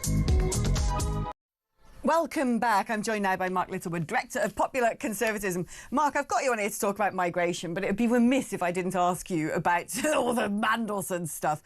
This is so astonishing to me that it is like a John le Carré novel. It was very clear to anybody with half a political brain or even just a brain cell that Mandelson is like the last person on earth you would pick to be US ambassador, and yet they did. Why? What on earth is the US supposed to make of this? And also, are we to ask serious questions of the Prime Minister willy-nilly just ignoring the advice of the intelligence agencies? Yeah, both great questions, Alex. I mean, I don't think anyone's really surprised it's ended this way, right? Obviously, we, the public, didn't know the full extent of his relationship with Epstein. And if you read the emails and the handwritten notes, I mean, they make your skin crawl, don't they? What's particularly odd here, and why I think this will run and run, despite Mandelson being removed as the US, as our ambassador to the US, is that at PMQs on Wednesday, Keir Starmer was sort of adamant in his very legalistic way that all due process had been followed. We have followed the process to the last jot, dot and comma. Every I was dotted and every T was crossed. He never much seems to care about what the outcomes are, as long as the process was followed. But it's now emerging, isn't it, that quite a lot of warnings were flagged up, unsurprisingly, about Peter Mandelson, and those were overridden by the Prime Minister and perhaps by the behest of Morgan McSweeney. Yeah. Well, that then makes this a colossal error of political judgment, not a matter of process. And to underscore how weak the Prime Minister's position is, we've got the odd position now where for two Prime Minister's questions on Wednesdays in a row, Kemi Badenoch has stood up and asked, have you got full confidence in such a person? Week one was Angela Rayner. Week two was Peter Mandelson. He says, oh, absolutely, yes, full confidence. And a day or two later, they are gone. I'm intrigued to know who Kemi Badenoch picks on next Wednesday, because presumably that person will be out of a job on the Thursday or Friday afterwards. Well, this is it. When you look at the rap sheet, I mean, Angela Rayner, Deputy Prime Minister, September the 5th, 2025, had to resign as Housing Secretary, amongst other things, because she didn't pay stamp duty. Andrew Gwynn, Minister of State for Health, July 25, sacked and suspended after sending WhatsApp messages containing racist and sexist comments about colleagues. Louise Kay, Secretary of State for Transport, resigned after pleading guilty to a fraud offence, August 2025. Rushanara Ali, Minister of State for Homelessness, resigned after making people homeless, July 2025. Tulip Siddiq, Minister of State for Anti-Corruption, resigned due to accusations of corruption, June 2025. This is astonishing. The rap sheet, I've never seen the crumbling. I mean, these aren't just characters in the back benches.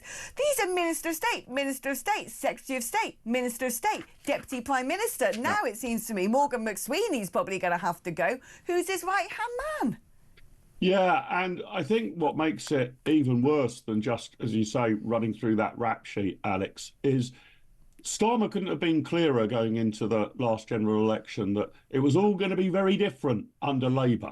Those awful, untrustworthy, sleazy Tories were going to be gone, and it was going to be like a breath of fresh air. He was going to return government to the public service. So the fact that you've got this litany of independent disasters, I mean, reflects on them appallingly. There hasn't been an improvement in ethics in public life, if you look through that list of people who've already gone. And we're only, just over a year into this government. This is supposed to still be their honeymoon period, right? It's supposed to get worse from here. When you get to the midterm of a parliament, that's when things are supposed to be pretty tricky. But just a year in with a massive majority, and we're seeing this government crumble already, really. I mean, authority is absolutely crumbling away from through the hands of Keir Starmer.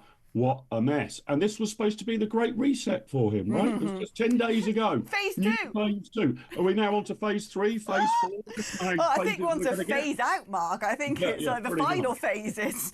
Let's hope it is. I mean, I think I'm really fascinated to see what happens during this state visit. This, of course, was going to be the jewel in the crown of the special relationship, the big invite, the pomp and ceremony, the buttering up Donald Trump. Please, no one tell him what David Lammy once said about him.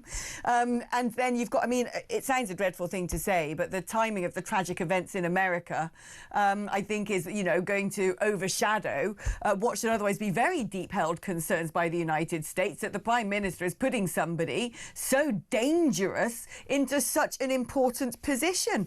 Let's move on to another news story, because we've been on Mandelson a lot. And here we go. Something that the government are just... someone said to me the other day, is it that they can't do anything about the small boats, or they don't want to? And I'm of the position that they just don't want to, because I'm pretty sure they could when I look at how other European countries who are signatories of the ECHR go about handling a similar crisis. But it's emerged last night that the Home Office's latest desperate plan is to put illegal immigrants into student accommodation. They've tried to slip in a planning application to transform a 247-bed block of flats in Leeds into a hostel for asylum seekers. I mean, who next? Certainly where my parents live, they've turned sheltered accommodation for young adults into houses for asylum seekers. Oh, I know. Let's chuck out people who are waiting for a house, who are vulnerable, who are British citizens. Let's give those houses to these people coming in. Oh, what about veterans and army accommodation? Let's give that to them. Oh, what about sheltered accommodation? They can have that as well. I know. How about students? You've got to move out now, because we're going to put so-called asylum seekers in there. Yeah. It's crazy. Oh, am I going to be turfed out of my house tomorrow for asylum seekers? Well, who knows, Alex? Who that knows? I mean, it is crazy. And the odd thing about how they're tackling this is it seems that they've got into their head that the only thing that people care about is whether these asylum seekers are in specifically hotels. Well, I don't think that is all that people care about. The question is whether the accommodation is being used for too long and is too luxurious, and the sort of stuff that British people can't potentially access themselves. That's the concern. I mean, I suppose it adds a little bit on top if it is indeed a nice hotel, but I don't think people are going to say, well, that's great, everybody's out of hotels, but they're now in very nice previous student accommodation in Headingley in Leeds. People are furious that highly expensive accommodation is being provided, that the entire system is broken. But if we actually had a system where we could process asylum claims, I'm being too optimistic here, but in a day or two, or in a week or two, you could possibly see the case of putting somebody in a cheap hotel 2 or 3 days. But Poland's turned around and said they're just going to suspend asylum claims. Like, we can't take any more. No thanks. No more asylum seekers here, please. Germany's turned around and said if you're being deported, you no longer get a right to a lawyer. In Spain, you turn up on a Spanish beach. You're lucky if you're given a mat on the floor of an aircraft hangar before 2 weeks later you're sent home. Greece is actually turning boats around. In Britain, it's like, oh, I know, instead of hotels, let's just put them right into the heart of the community and just give them accommodation by any means possible, as long as it isn't any sort of deportation centre. Because heaven forfend, if you happen to have been in the Manston deportation centre, you can now sue the UK for millions of pounds. Yeah, it's all crazy, and I think you're right to point out those comparisons, Alex. I mean, I think we have to leave the ECHR. You're right, though, that even if we remain in it for the time being, we could take a much, much tougher line.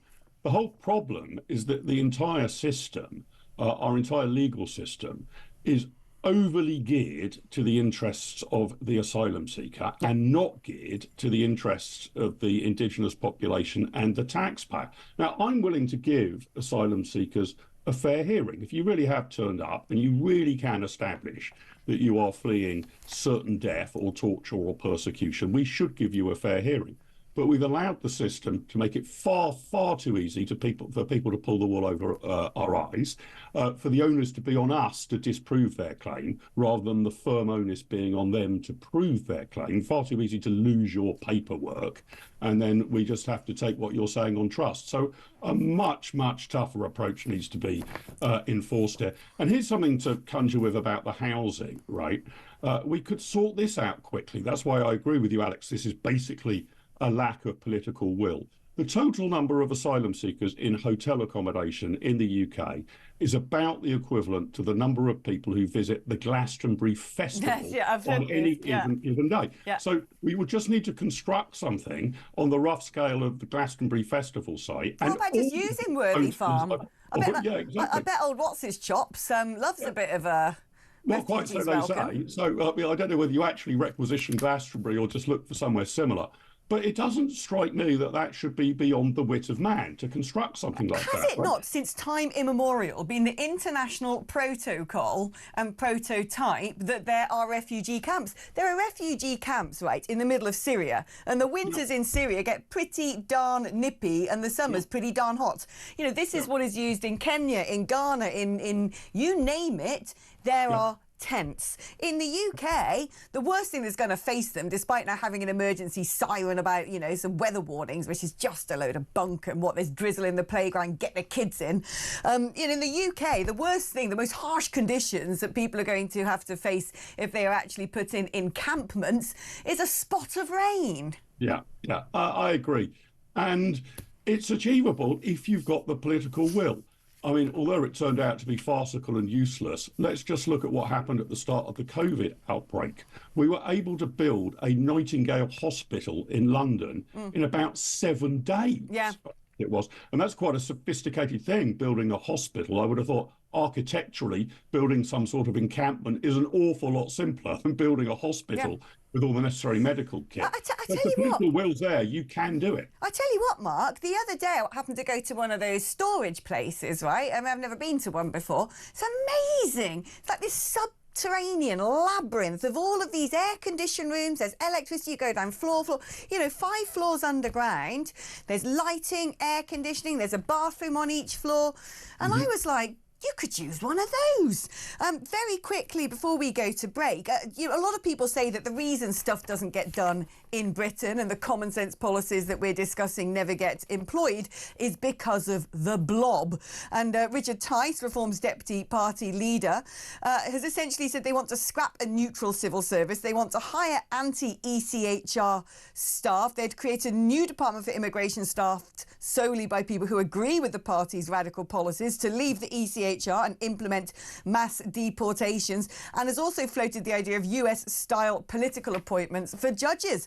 I mean, it does seem to me that they could be onto something in terms of needing to tackle all of these unelected apparatchiks in Whitehall who are all seem to be signed up to the radical left-wing agenda. Back on right, Richard Tice is pretty much on the money on this one. We have deluded ourselves that our civil service and bureaucracy is somehow completely neutral, completely objective, not biased to one side or the other. And in fact, they are basically all of the same mindset.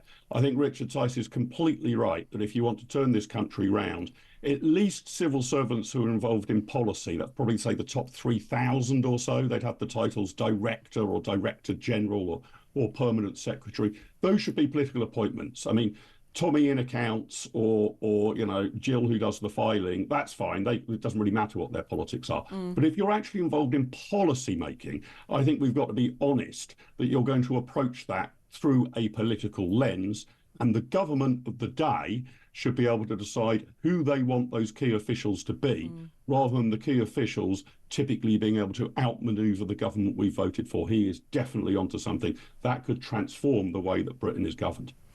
Interesting stuff, Mark. Thank you ever so much. Always brilliant catching up with the excellent Mark Littlewood, Director of Popular Conservatism. Before I go to break, I've got to read out some of these messages, because I said let's come up with the playlist, the Spotify playlist for Starmer's constant crises.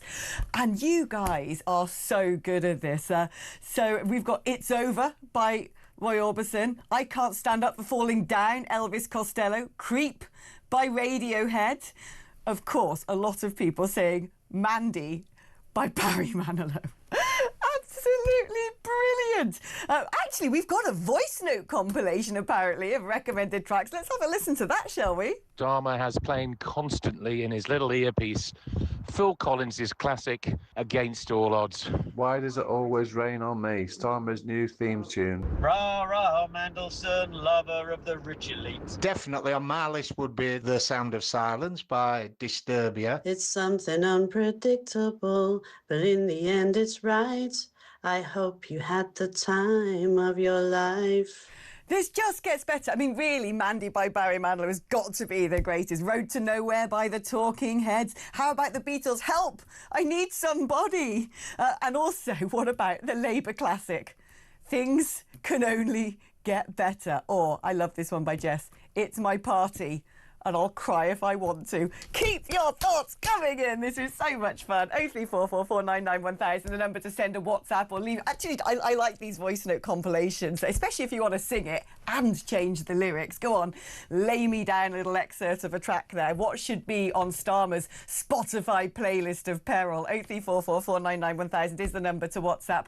8722 is the number to send me a text message. Write the word talk before you text. I'm going to take a short break now, after which I'm going to be joined by Sebastian Salek, a Labour councillor. I might ask him what record he would be putting on the jukebox. That's coming up after this.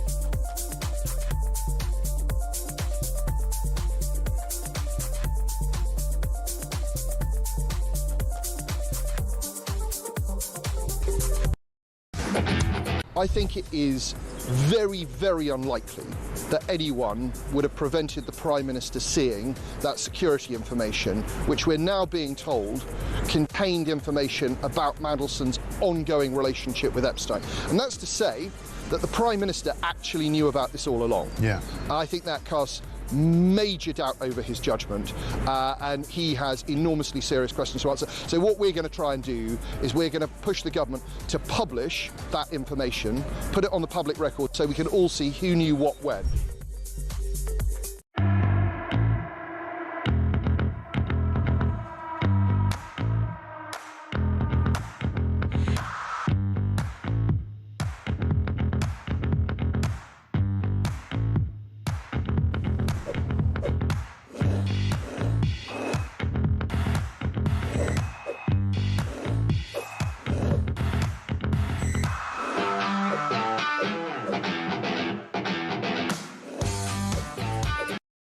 Across the UK, on DAB+, on your smart speaker, on your smart TV, and on your side. This is Talk. Can I just say, DJ Sam in the house. DJ Sam is literally right now listening to your voice notes, and he's given up actually sort of doing anything about making sure the technology of the show works, because he's making a remix of all of you singing into your phones on WhatsApp, and he's going to, by the end of the programme, have the montage of excellence of Starmer's Spotify playlist of sadness. Yeah, go on, send in your thoughts to Sam, because we've got some brilliant ones. Don't Leave Me This Way, it's amazing. Fleetwood Mac, Little Little Lies. Again, I still think the two best is It's My Party and I'll Cry If I Want To. Oh, another one bites the dust. And, of course, Mandy. Mandy's just perfect. It's amazing. So please lay down your beautiful voices. Let's come up with the choir of talk, shall we? And by the end of the programme, Sam will have put together some sort of amazing remix of the lot of you sharing your vocal abilities. 03444991000 is the number to send me a voice note. Let's speak now to Sebastian Salek, who is a Labour councillor. I mean, Sebastian, sometimes, as they say, you've got to laugh, haven't you, instead of crying. Things are looking pretty awkward for the Prime Minister today. Yeah, I'm just pleased that he moved, he sacked Mandelson, which was the right thing to do, and hopefully we can put all of this behind us, crack on with the really big issue, which is fixing the country. We've been hurting, I think, since 2008. We don't talk about this enough. This is years and years and years of pain to turn around. It's never going to be a straightforward job, and that's what I want to see people talking about. That's what I want to see the government focusing on. Well, that would be great, wouldn't it? That's what all governments wish for, that the things they're doing well in government, which doesn't really turn out to be a very long list, it seems, aren't overshadowed by what is a growing list of people who instead he's had to sack. I'll remind you of some of those people, because these aren't just the odd backbencher who's caused a blush or two. Oh, no. Deputy Prime Minister Angela Rayner, gone. Minister of State for Health, Andrew Gwynn, gone. Secretary of State for Transport, Louise Haigh, gone. Minister of State for Homelessness, Rushanara Ali, gone. Minister of State for Anti-Corruption, Tulip Siddiq, gone. Morgan McSweeney, by the end of the day, will he be gone? I don't know. I couldn't tell you. I mean, find me any government that doesn't have resignations. It's a normal fact of political life. What I am pleased to see, though, is when somebody does something wrong, they break the rules or whatever, they go very quickly. They're not clinging on for dear life. Do they go quickly? They do. Do they? They do. Because I haven't really seen much evidence of Sir Keir Starmer going, they've done wrong and I'm going to sack that person. No, what Sir Keir Starmer's modus operandi has been every single time is to get his poor ministers out on the morning rounds to bat for the person. Well, they didn't know. I think she's done the right thing. Due process was followed. La, la, la, la, la. While he stays stum, then he goes, I'm going to wait for a report. And then it's like, now in the light of the information I have received, that is not a quick process. That is not the signs of a man. You know, we should have ethics reports. That's a big claim. But it's the right thing to do, to have an ethics report. And then the second that came through, Rayner was gone. There was no dilly-dallying. But what about the second that the dossier from the intelligence services came through saying, don't appoint the Prince of Darkness to be the ambassador in the US. This is MI5 and MI6, right? Saying to the Prime Minister, And that report, he decided, wasn't necessary. That's alarming, isn't it? Is our Prime Minister a man who doesn't care what our intelligence agencies are saying? It would be alarming if it were true. The reality is, Alex, as you know, we don't have those details yet. Number 10 is pushing back on this. They're saying we didn't have anything. They're also saying this is made at a departmental level. It was the Foreign Office. No, you say that Number 10 are pushing back on this, but I was sitting here during Prime Minister's questions when Kemi Badenoch challenged the Prime Minister on what he knew about Mandelson's relationship with Epstein. He did not answer that question, so I cannot accuse him of lying in front of Parliament. He evaded it. But when she asked about was due process followed, he said it was. He said that the vetting of candidates due process was followed. He said that in front of the House. So actually, if Number 10 are now pushing back against that, was he lying to Parliament? No, Number 10 aren't pushing back against that. They're pushing back against this idea of there being some kind of a report. So these are two separate things. The point now, though, is that Mandelson has gone. The story broke at 9 o'clock on Wednesday night. By Thursday late morning, he was gone. It's a quick turnaround, and that's what we need. A swift change, get him out, move on. Frankly, I think most people in this country don't really care about what's going on across the Atlantic. They care about what's going on in their own lives. I think a lot of people in this country are going to care about a Prime Minister who put someone like Lord Mandelson in one of the most important diplomatic positions that this country has to offer, and whether or not, and you say there's a difference between vetting procedures and a report. If a vetting procedure doesn't produce a report, what's the point of having a vetting procedure? My point is, if my wages haven't gone up in real terms since 2008, I'm starting to get anxious about having to put the heating on in a few weeks. I don't really care what's Sebastian, going on. I'll give you some what's advice. going on in my home economy. I'll give you some advice, Sebastian, son. I have a feeling your wages could well go up because at this rate, you're going to be Deputy Prime Minister in 2 weeks' time. I think there's a compliment in there somewhere, but I'm going to be cautious and not take it. Oh, do you know what? You're always a good sport, and I love your optimism. And it's always difficult entering the lion's den, especially when it's your government in crisis. So I really do respect you and appreciate you for coming and sharing time with us today. That's Sebastian Salick, who is a Labour councillor. And like I said, potentially Prime Minister in about a month's time. The rate at which the clique around Starmer seem to be falling. Keep your thoughts coming in for the playlist of doom. In fact, I want you to sing it into a voice note. 0344 499 1000 so DJ Sam can make the remix of excellence. We're going to take a short break now, but don't go anywhere. We're going to be joined by the absolutely sensational James Hill, Deputy Political Editor of The Spectator, to continue this conversation just after these adverts. I'll see you on the other side.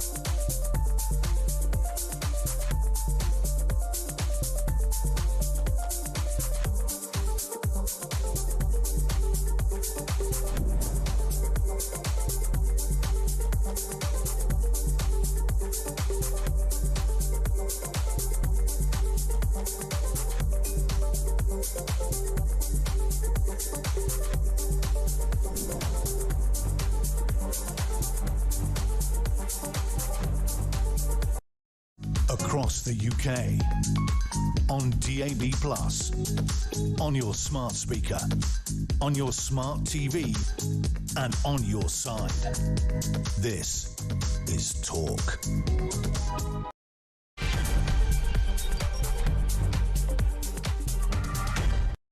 I love you guys. You are all comedians, aren't you? You are absolutely brilliant. I can see Sam, steam coming out of his ear and all the voice notes going ba, ba, ba, ba, ba, ba, ba, up on the screen as he's madly listening to the lot of them and trying to remix them into like a Jive Bunny special of Starmer's Doom Spotify playlist.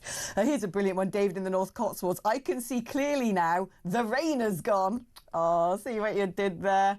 That's fantastic. Anyway, keep your thoughts coming in on this because it's always good to have some fun. Apparently, Sam has been so busy, he's already made a montage. Look at him, Wheels of Steel. Hit it, Sam. SOS. Don't bring me down. Whoop, whoop. Don't bring me down. Michael Jackson. Who's there? Yeah, oh yeah, I'm a leader, I'm a leader. That ain't working. That's the way you do it. Money for nothing and your suits for free. And if all the red bottles should be made to fall, there'd be no red bottles standing on the wall. Help, I need somebody, help. I can see clearly now. rain is gone. Who's sorry now? That is so beautiful. I love it. I love it. This is absolutely brilliant. Keep them coming in. Sam is going to have a new career, I'll tell you this. By the end of this show, that's it. He's gone from Talk Towers. He's going to be holding sort of massive gigs over in Ibiza. Let's speak now to James Hill, Deputy Political Editor of The Spectator. James, we're having fun this morning. I don't think Sir Keir Starmer is. Do you reckon Morgan McSweeney is going to add the long list of people who have had to abandon the Prime Minister's side? Well, I mean, that is the key question, Alex. I mean, what is Starmer without McSweeney? What is Starmerism? I think that he himself has rejected on the record any kind of ideology. So the sense is that Morgan McSweeney has really been the one giving this government the drive, the political energy, the direction, and obviously was doing that in opposition as well. So they've worked together for 5 years, they've been very, very close. And frankly, if McSweeney goes, I mean, one wonders what's left of the Starmer administration. Well, you kind of think, what's left of Starmer? I mean, we sort of talked about, well, is this government going to last long? Nigel Farage said at Reform Conference, I think there's going to be a general election by 2027. And people used to say, well, by what device? How are they going to fall? Are they going to vote themselves out of power? I've just seen the headlines flashing up on the news that France is potentially about to have to go to the IMF. I don't think we're too far behind them, in all honesty. And this crisis, just ahead of the state visit, and the questions that it's begging are, this isn't just small fry. This isn't, oh, what, a donor has paid for some wallpaper in number 10, which to me was always a nonsense story, quite frankly. This is the big question of, did the Prime Minister of the United Kingdom refuse to listen to the advice given by the intelligence agencies? Is this the first time? Are there other examples where MI5 and MI6 might have said to Sir Keir Starmer, you wouldn't guess who's coming over on those boats? Pretty alarming characters. Perhaps you shouldn't keep flying ministers out to Beijing. That super embassy they want to build in London might not be a good idea. And meanwhile, while we're at it, those pro-Palestine marches are being used as a recruitment drive for terrorists. How many other briefings and dossiers coming from the intelligence agencies does Starmer seem to think are not necessary for him to read?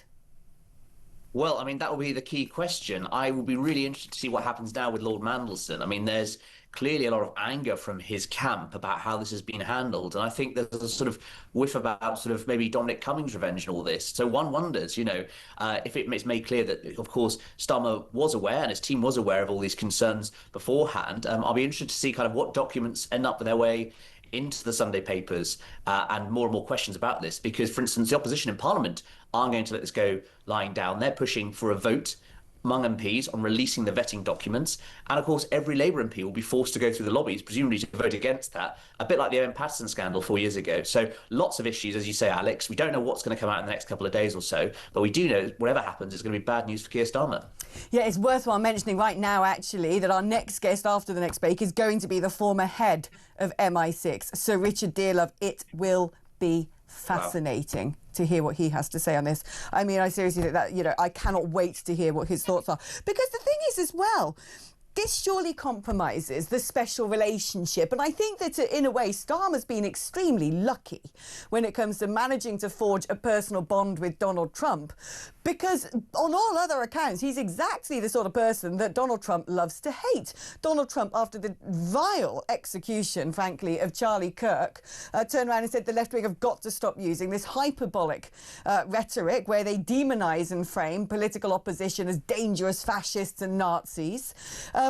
Did he not notice that Sir Keir Starmer called his own population far right? Has he not seen the sort of things that David Lammy has said, including about him? And now, just ahead of him coming over to the United Kingdom, has he not been told that actually Sir Keir Starmer thought that somebody who has clearly been compromised in the past has a political reputation of being easily coerced by lavish lifestyles, was put into the most diplomatic sensitive position in America?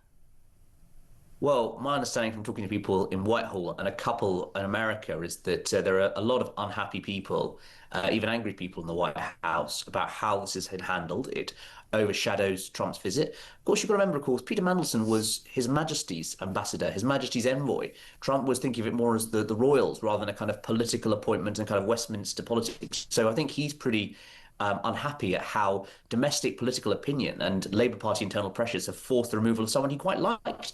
So I think that that's put a down on it. And of course, every time we've had one of these visits, Alex, we think the whole question is, will the kind of Trump-Stummer relationship blow up? We've had a couple now. I think it's taken the sting out of it. But right now, it seems that there could potentially be some flare-up. You remember, of course, the last time when it was at the Trump's golf course, and there was a question about, for instance, high taxes, and Trump said you need to cut taxes, and Stummer was then nodding along. And I think he was pretty happy to get away with it. This time, it seems, I'm sure Trump may well say a whole bunch of things, and not just sort of derogatory stuff about Sadiq Khan. I certainly think if it's JD Vance coming over for that state visit, Vance wouldn't hold back on criticisms of things such as free speech in this country.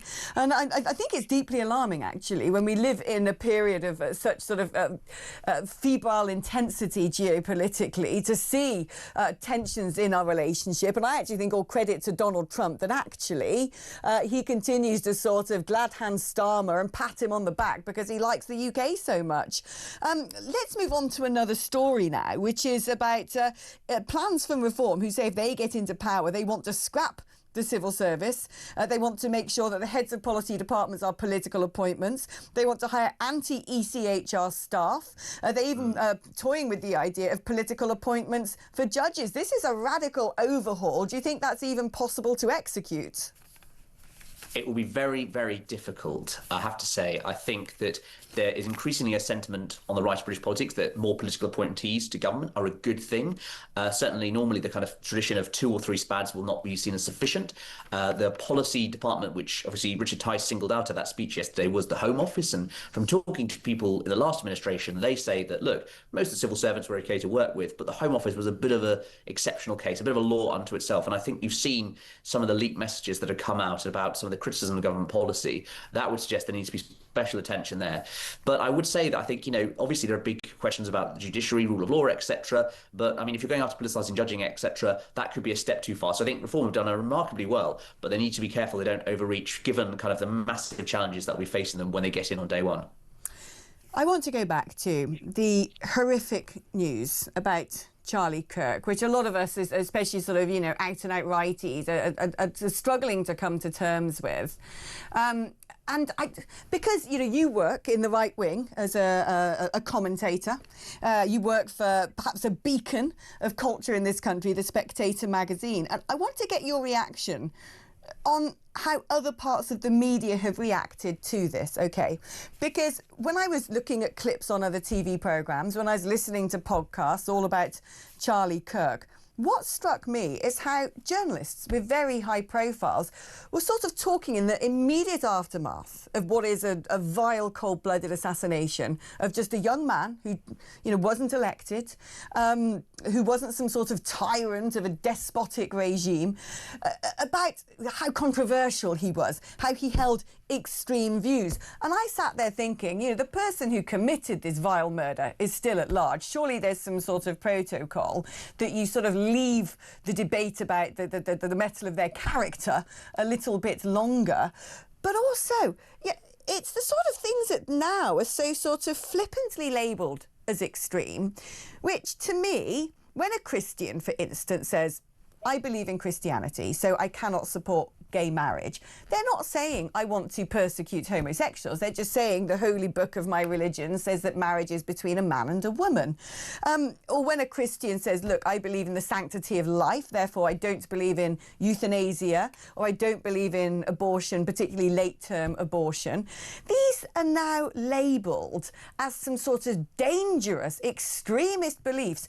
And yet the same people on the media who were so quick, even callously and crassly in the immediate aftermath of what just happened, they wouldn't dare level the same accusations against somebody who might happen to be a Sikh or a Hindu or a Muslim who might also hold those opinions because they're matters of faith. Yeah, absolutely. There's definitely an element of that in terms of the kind of double standards that go on when it comes to Christian beliefs and how they're interpreted versus others in certain sections of the liberal media.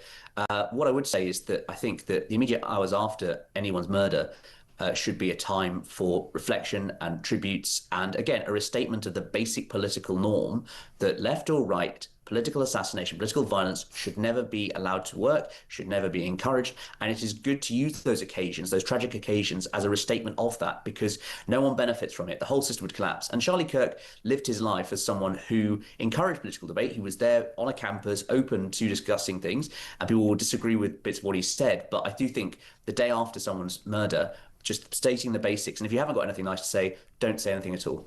And equally, just stop using words like extreme. I heard it coming out of the mouths of people on the BBC. He held extreme views, and I think we need to go to the BBC and say, what are these? Give me examples of the extreme views and explain why you have decided that they are extreme, because when it is the state broadcaster using hyperbolic framing such as that, then it's no wonder people out there start to think of these characters as dangerous, and there will be some wacko who thinks therefore it's their duty to stop them in their tracks. I think it is extremely alarming. Let's go back to the topic of Lord Mandelson, because, as I said, we've got the brilliant Sir Richard Dealer, former head of MI6, coming on after the next break, and I really cannot wait to hear his thoughts on this, because I think this is a massive, massive story.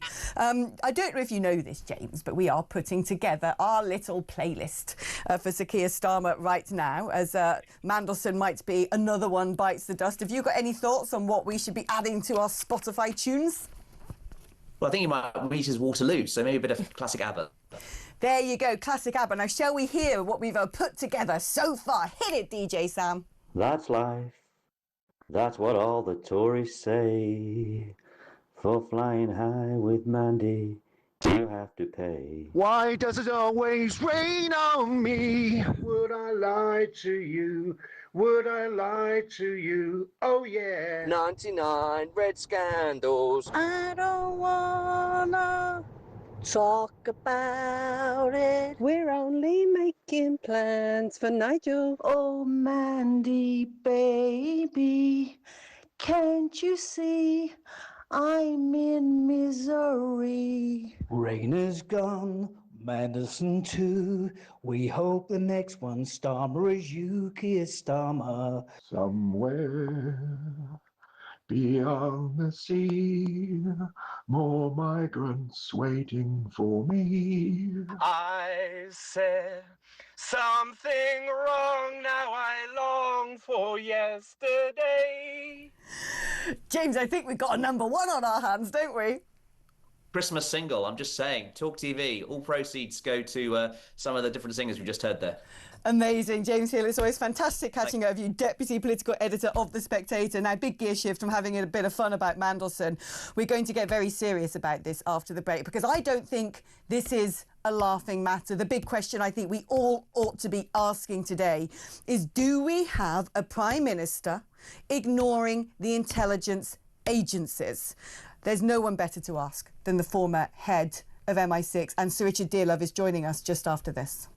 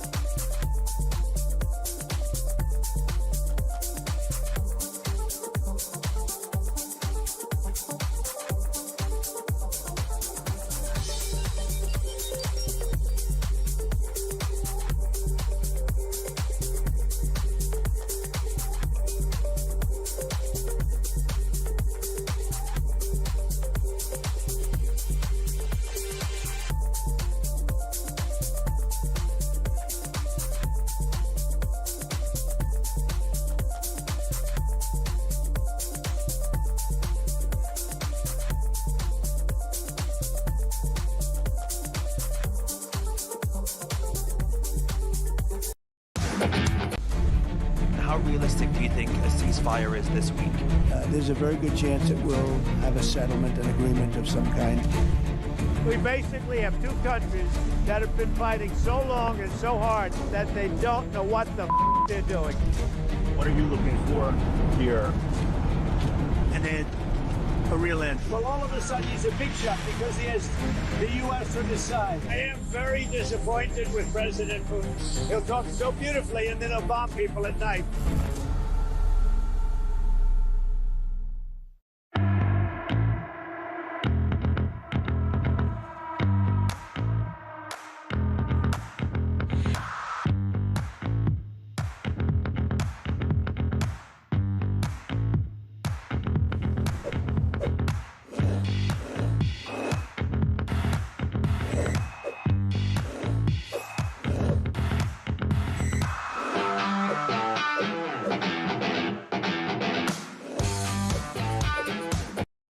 Across the UK, on DAB+, on your smart speaker, on your smart TV, and on your side. This is Talk. Now, we were having a bit of fun before the break about all of the scandals that have befallen the UK Prime Minister in his first year in office and having a good old laugh. But I'll tell you what, I don't think it is a laughing matter. I think that the appointment of Peter Mandelson as US Ambassador was done knowing that this man has a lot of political baggage, to put it mildly, and I think this is one of the most sensitive diplomatic offices that the UK needed to fill. And it begs a lot of questions. And the big question, of course, on everyone's lips today is, was he told by intelligence agencies not to do this? Or maybe not told, but suggested that there could be some pretty unfortunate implications should he go ahead? And did he willfully ignore that advice? Was it the first time he's ignored that advice? Is it modus operandi that Number 10 ignores the advice of the intelligence agencies? Let's speak now to Sir Richard Dearlove, who is himself former head of MI6. Sir Richard, I find this an absolutely extraordinary story because Sir Keir Starmer seems to be saying, I didn't know anything. He seemed to suggest in Prime Minister's questions that due process was followed. Now they're trying to wash their hands of this idea that a vetting procedure was done and they were fully across it. Do you think the Prime Minister essentially has decided that he knows best and not heeded the warnings of the men and women whose jobs it is to keep this country safe? Well, let me explain the process briefly as applied to an ambassador. We're not talking about a minister. To be ambassador in Washington, you would need a developed vetting certificate, which is the most advanced form of vetting because of the material inevitably the ambassador has to deal with, given the nature of the relationship with the United States. That responsibility is one that's carried out by the vetting department or the security department in the Foreign Office. The department itself is responsible for vetting its own people, but obviously they would take advice probably mainly from the security service rather than my former service. I mean, Mandelson would therefore have to have been interviewed. And, you know, the first question you put to him, is there anything in your background that isn't already in the public domain that is going to sort of embarrass you, embarrass the nation through the office of ambassador? And obviously the reply to that, if you're Peter Mandelson, is, well, you've got to take into consideration my relationship with Epstein, because look what happened to Prince Andrew. So you've already got an absolutely clear profile of a case. So what did Mandelson actually say when he was vetted? Did he say this? Did he hide it? If he did say it, then he was appointed in full knowledge of the fact that he had this problem. So either his integrity, Mandelson's integrity when he is being vetted, and you can't lie in a vetting interview, is in question, and he didn't make it clear what the nature of the relationship was, or he did, and they thought, well, to hell with it, we're going to appoint him anyway. So whichever way you look at it, it's an absolute disaster. I mean, at the time he was appointed, without going into detail, I said on my own podcast, One Decision, look, this is a completely inappropriate appointment, but I didn't expand on why. And, you know, there are other issues to do with Mandelson, which are also worrying in his consultancy work with the various Russian oligarchs, with Chinese banks, with Chinese companies. There's a whole series of questions. I mean, I just cannot believe that they went ahead and made this appointment. I mean, it was like putting a bomb underneath, the embassy in Washington, which at some point was going to blow up. How serious do you think this is? We live in extremely febrile times geopolitically. Mandelson is somebody who has track record on being with inappropriate people at inappropriate times in inappropriate places. And given Starmer's lack of judgment, given that he probably didn't listen to security information, does that make his position as Prime Minister untenable? Well, I wouldn't go that far, but it puts a big question over his judgment. I mean, why on earth would you appoint Mandelson to such a sensitive post? OK, he'd filled previous posts like EU Commissioner, but we all know what the EU's like. It doesn't worry about these issues to the same extent. We're talking about the UK's national security, and you appoint a guy, he's very able, but he clearly has an integrity problem. He's sacked for 2 ministerial posts in his previous career. He's obviously susceptible to what I would call the siren call of great wealth, loves rubbing shoulders with all sorts of people. And, he's got a track record which, for me, in such a sensitive position, would make him untouchable. What other sort of advice? I mean, I don't fully understand, because I've not been in Number 10, I've not been in government, I certainly haven't worked for the security agencies. What sort of relationship do they have? Because there are various incidents in times past with other prime ministers where it seems that advice was ignored, such as making Lebedev a lord. Even Boris Johnson at one point initially had signed for Huawei to be in charge of building our 5G phone networks and had to rescind on that contract. I think about perhaps George Osborne and David Cameron's opening up our markets and our infrastructure to China. I wonder how many other things are being said to Starmer, whether it is our relationship with China, whether it is the boats crossing the Channel, whether it is pro-Palestine marches, that could imperil our national security, that he's potentially being advised against approaching in the manner that he is, that he might not be heeding. I don't understand how this sort of relationship works between the two. Well, ultimately, the Prime Minister can make his own decisions. I mean, the intelligence and security community do not make policy. They only really have an advisory role. Obviously, in certain instances, what the head of MI5 might say to the Prime Minister is immensely persuasive and important. But you can't do anything if the Prime Minister decides to say, well, I'm going to take the risk of appointing, to him to Washington anyway. I mean, you quote a number of examples, and some of them are clearly relevant or parallel in this case.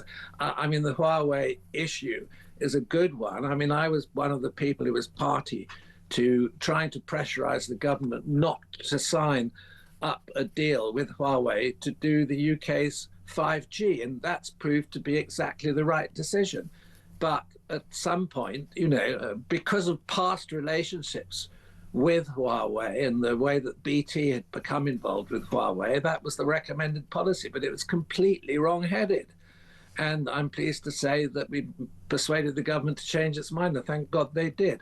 And, there were, if you take Osborne and Cameron's trips to China and the way that they cozied up to China, there were a lot of us shouting from the sidelines, hey, trade with China by all means, but not in this ridiculous sort of, well, I was going to use the word panda-hugging manner that they did.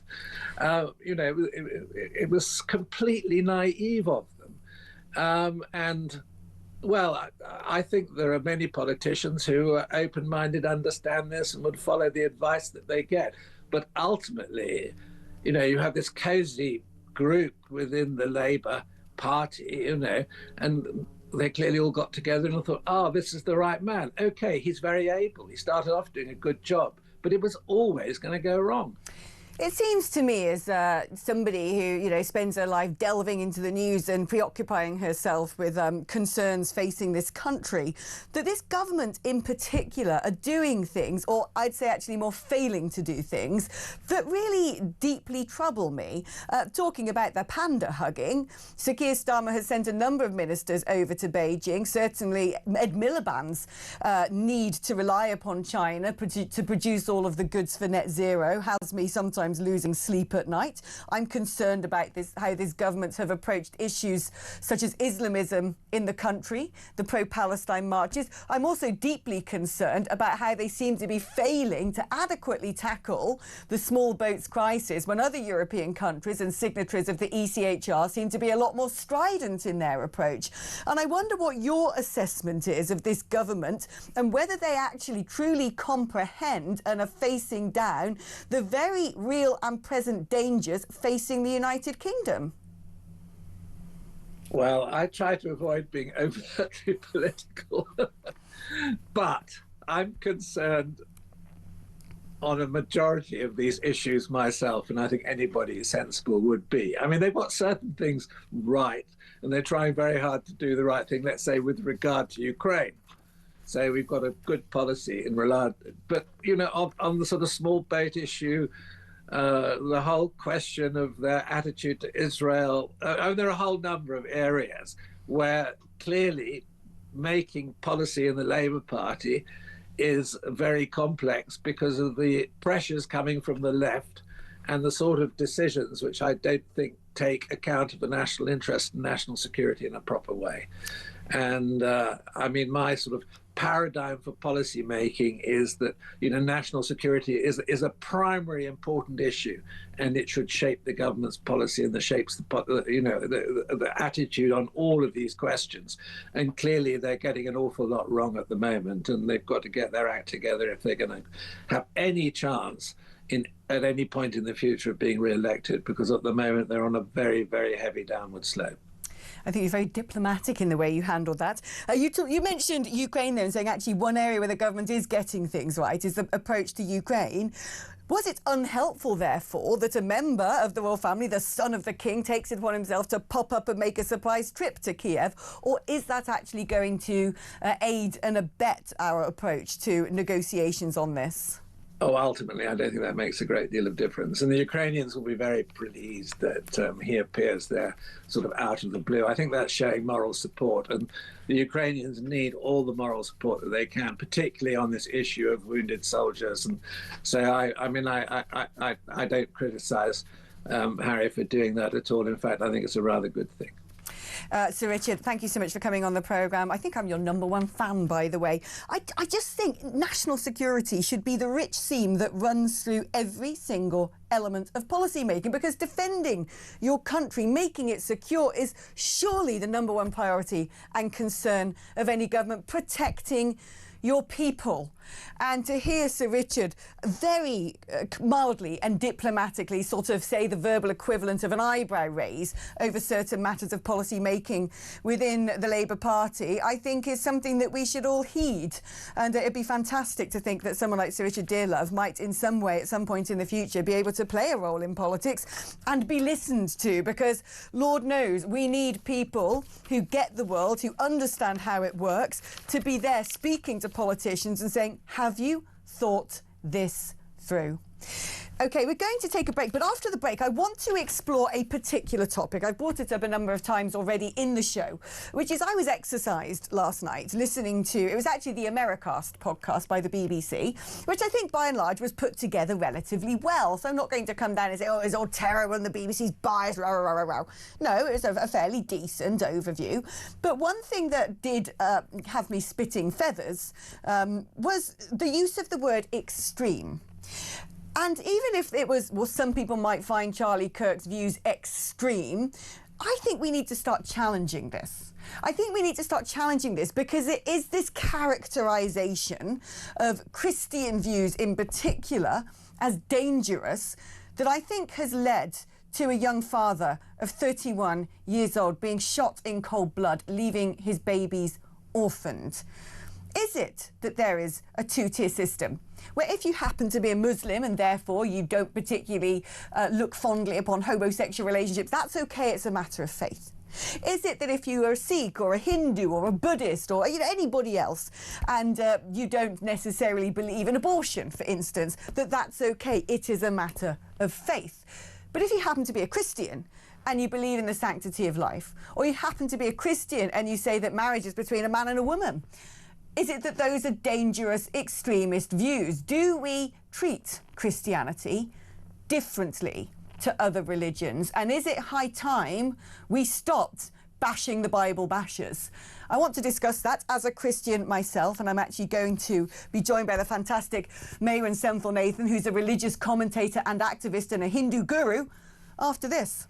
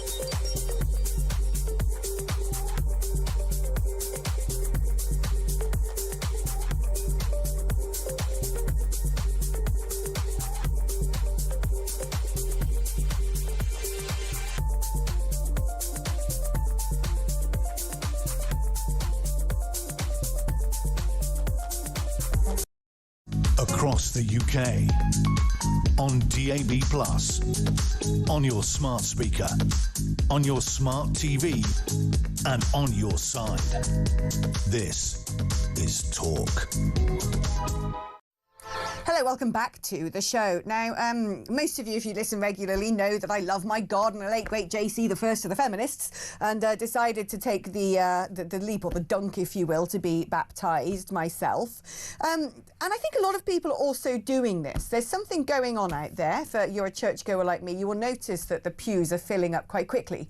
And there's a growing sense of, especially the next generation, wanting to re-engage with small c conservatism, the Judeo-Christian values that have underpinned the West for centuries, which I would argue have been the fundamental building blocks in forging democracy, in being prosperous and progressive. If you look at most inventions that the world has benefited from, be it vaccinations, be it the steam engine, the internet, computers, electricity, and it goes on. A lot of these have come out of Christendom. And I think that there are very clear connections as to why this has happened, because there's always, I think, for a long time been a sense of the spirit of exploration and investigation in Christianity that perhaps, say, the Muslim world, in more recent years especially, has stood against.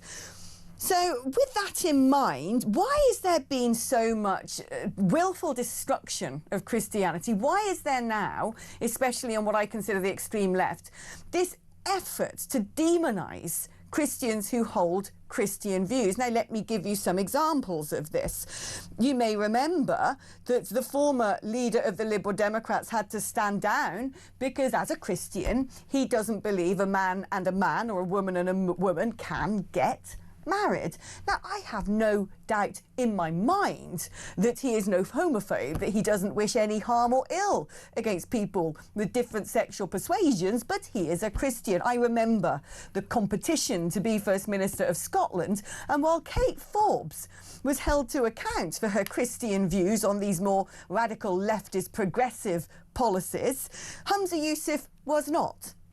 And Charlie Kirk was someone who vehemently argued against things such as this push towards gender fluidity and transing children especially.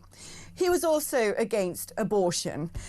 He also said in fairly strident terms about how there's an incompatibility with the ideologies and the cultural mores of the Muslim world and the Western world. To me, these are truisms. To me, Charlie Kirk was not a dangerous extremist. To me, Charlie Kirk was actually the one trying to fight against dangerous extremism. And so I find it alarming when you have our state broadcaster using the word extreme to describe Charlie Kirk's viewpoints. And I want to ask them, what are you talking about when you say extreme, and why do you think it's extreme? And would you now go and ask every single person in a position of the public profile or public office of a religion about their moral thoughts on certain societal and cultural issues, and would you then call them extreme? I'm joined, as billed, by Myron Senthor-Nathan, religious commentator, and I just sort of gave him a brilliant position of a Hindu guru. You are a guru to me, and you know I blimmin' love Hinduism as well. I just want to sort of have a conversation about this in the open. Do you think there is a sort of vilification, that it's a free-for-all when it comes to Christianity? The minute David Cameron's like, right, you've got to have, you know, gay marriage in church, there was some sort of line that was crossed. Yeah, there is a two-tier situation going on. What's happening is, at the root of all of this is anti-white racism. And what people think, what are you talking about? We're talking about religion, not race. It's like, well, Christianity has been racialized. Christianity is now perceived subconsciously by the wider, let's say mostly on the left, as the white religion. And Islam and Sikhism and even Hinduism to a degree is the brown religion. So as a result, the kind of anti-white racism that we see pervasively with DEI and, you know, even the grooming gang scandal and everything else, all of these things start permeating and going into Christianity. So if you're Christian, you're essentially white, and therefore if you're white and you dare to say things that are homophobic or pro-life or anything like that, you get demonized. You don't get held to the same standards as those on the, say, the Muslim side or you know, and on the Sikh side. You make an interesting point there, because as you were saying that, I thought you're bang on here, because a lot of people from the Commonwealth, a lot of African Christians have very conservative values. Yeah. A lot of Caribbean Christians have extremely conservative values. And I don't think if you happen to be from Jamaica and a Christian who didn't believe in gay marriage, you would be called extreme. Yeah, well, look at the Corbyn party, right, or your party, or those in the hard left. They align with the Islamists, generally, or the Gazan vote, you know, who advocate homophobic, in the sense that, you know, if you're gay, they want that to be illegal. There's cousin marriage, there's all kinds of stuff, right, and so freedom of speech, blasphemy laws, all these things. So you have the woke ideology aligned with the Islamist ideology. They are utterly incompatible. We all know that. So what is going on there? The woke want to feel self-righteous. That is the underlying psychological toxicity in the mindset of those who are on the woke side of the argument. It's not just, you know, trying to protect the oppressed or the minorities. It's about that has been hijacked. Compassion is being hijacked with the woke, by the ego and by arrogance. And so when that happens, it's the sense of self-righteousness comes in, and they use the Muslims, the Muslim minority groups, to feel self-righteous, because I'm nurturing them, I'm protecting them, because I'm good. That's what the woke do for the Muslims. That's their side of the argument. But the Muslims use them to anti-Christian. Why is it that, look, I'm just going to say, why is it that so many people on the left of politics, and that tends to involve, I'm fortunate to say, many people in the media establishment, they, to me, are just blatantly anti-Christian? I mean, the woke ideology is the left hate truth. The left hate tradition. They hate things that have been passed down, inherited, that are of value, that are precious. The conservative mindset is pragmatism and valuing tradition. That is what makes the conservative work at the heart of it. The left operate by self-righteousness, and they are, when they're confronted with truth, with transcendence, with this kind of hardline, clear principles, it starts to threaten their whole ideology, because they want to, essentially what happens with the woke ideology is there is an element of I want to conquer, I want to destroy. That is the instinct that kind of really drives the woke mindset. And so I think that's the reason why a hardline Christian approach is really threatening to the woke mentality. But the Muslim Islamist approach is actually something that you can use as a means to an end to further your sense of self-righteousness. How dangerous is this to a society, to fundamentally unpick the sort of moral fabric that has actually built your nation, upon which your legal systems, your laws and your societal mores are founded? And how dangerous is it for Christians? Because I ask you this, if it was an imam, right, who had been saying similar things to Charlie Kirk, if it was an imam saying, as Muslims we must not allow abortion, as Muslims we should fight back against the idea that a little boy can be a little girl, as Muslims we must stand up against, men in same-sex relationships, and he was gunned down by a right-wing activist. Yeah. I mean, I'm sorry, but the BBC and LBC and ITV would have approached that completely differently. No, I mean, it comes back to the sense of the left don't operate in terms of principles, they work in terms of minority groups, right? Hierarchy of minority groups. And we see that all the time with Jess Phillips when she, finds it very, very difficult to organise a national inquiry in the Labour Party in general. So if you are at the top of that hierarchy, that league table of minorities, that is how they operate. That is the kind of, the playbook of the left. The right operates purely on principles, on pragmatism. And so this is the kind of clash that we're seeing at the moment. So if that's why you see the two-tier situation always coming up with a leftist ideology in a woke situation. The right operate on principles, the left operate on the hierarchy of minorities. If we understand that, then we can actually explain and unravel what's going on here. But how dangerous is it? That's what I'm left with, this sense of thinking that...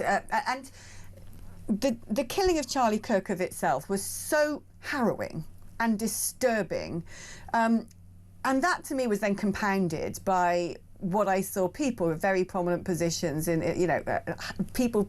politicians and members of the media, how they then responded to this. I find so harrowing, because you're there going, you don't get it. Someone's just been shot in cold blood, and you still don't get it. Yeah. You still don't understand that when you are saying extreme views, that it is that characterization of Charlie Kirk that means he is dead. You don't get... What is it going to take for these people to get it? So I'm concerned... You understand, Donald Trump is now in power. The Republican Party is now in power. This is when this has happened. I'm concerned about if a reform government gets into power. Because what's going to happen is, Nigel's already announced mass deportations, cutting of the welfare, all of these things. When that is over 1 million, nearly 2 million illegal migrants, when you start doing mass deportations, can you imagine the BBC reporting on that? Right. Can you imagine the situation where there are going to be casualties, there's going to be people, there's going to be missteps in that policy, undoubtedly with that level of people being deported. What's going to happen is you're going to see increasingly the left being more and more radicalised, and I am concerned about what's going to happen in the next government more than what's happening at the moment. Right, because actually the radical leftists have a radical left government, so there's not so much to exercise and to get them screaming that we're facing a cataclysm. And yet when we actually then have a government, if it comes to pass, that does the things that the left are expressly against, that the left like to frame as dangerous, that they like to portray as evil, that those emotions are going to be so ramped up, and this sort of activism and this sort of, ridiculous hyperbole is going to... If you've lost the argument, if you've lost power, if you've lost the electoral mandate, that's when people can get radicalised. And that's why I'm more concerned about in the next government what's going to happen. But I mean, there was someone I think it was Dan Hodges or someone was basically saying that, look, you talk about free speech like, you shouldn't use the word Hitler or Nazi, but, then at the same time you defend like Lucy Connolly and Graham Linehan and so on. No one's defending Lucy Connolly's tweet. We're defending the process and the severity of the punishment. Graham Linehan hands was simply his tweet was if someone comes into your biological man comes into a woman's space, punch him in the balls as a last resort. It was humorous. It was a sense of last resort. It was the tone. You got to look when you look at these kind of words. You got to look at tone, context, and public profile. And human agency about being able to identify something's tongue-in-cheek, something's politically incorrect, something might not be the same attitude as you. But when you're actually saying fascist and Nazi, what you are saying is alarm bells should be going off in your head because this person is a threat to life. This person's a threat to freedom. This person's a threat to the nation. Because it's not, you know, everyone knows what a fascist and a Nazi is. And it isn't the same as sort of going, oh, well, punch him in the balls. Yeah, so if I'm self-righteous on the left, then you're on the right. You become increasingly less righteous. You're devoid of compassion. You become dehumanized. And when you become dehumanized, you are vacuous. You are empty. You are someone who's a means to an end. I can then call you Hitler because I don't really understand. And the left love buzzwords because if I put you in a buzzword category, it means I don't have to deal with you. I've conquered you. You're in a neat little box. You are Hitler. And once you're Hitler, there's a target on your head. And that's how this stuff escalates. And it comes from this idea of, I'm all for compassion for the minorities. I get it. And we on the right, let's say the argument, have to be very sensitive to that. We have to be. That's what this dialogue is all about. But when it gets hijacked to this point of self-righteousness, this is when it starts getting dangerous. And this is what Marxism is all about. Marxism is fueled on the sense of self-righteousness. What did Marx want to do? He wanted to create and download a utopia into this world, right? Where everybody is equal. And so this world, this material world, cannot hold everyone being equal. Right? Because hierarchies naturally exist. In order for equality to become uniform and universalised, everyone's got to be rendered into, identikit versions of one another, which means you don't get freedom of thought, you don't get freedom of belief, because you all have to basically be automatons made to be identical units in one giant machine. So the only way to have your utopia is to enforce it, is to get violent, is to get vengeful and resentful, and that is why the leftist ideology is so dangerous and so toxic. Myron, it's always fantastic talking to you. Blimey, we got deep there. Hey, we should bring out some sort of a Myron and Alex Talk Religion podcast. I was just thinking, actually, here's a tasteless little joke to add to the playlist for Keir Starmer. Hitler, baby, one more time. I mean, seriously, you've got to laugh or you cry, quite frankly, with the state of the world. Myron sent on Nathan, religious commentator and activist, but I'm going to scrub that out and say Hindu guru. Thank you ever so much. Now, listen, we can squeeze in a couple of calls, I think, just after the ads. 0344 499 1000 if you want to have a last-minute opportunity to throw in your two-bit. I'm back after this.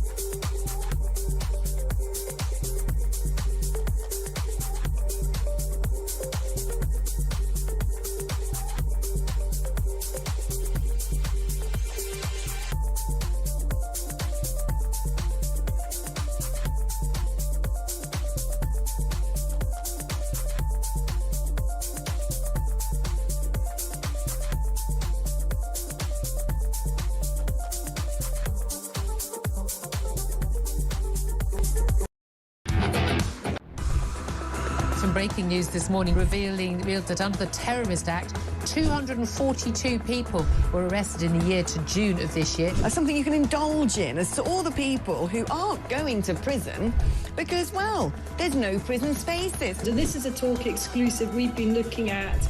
I said, you take these cuffs off me and speak to me like a human being rather than a common criminal. You're just left wondering, do these people who lead us actually hate Britain? Yeah. Do they not love our country and everything that we've stood for?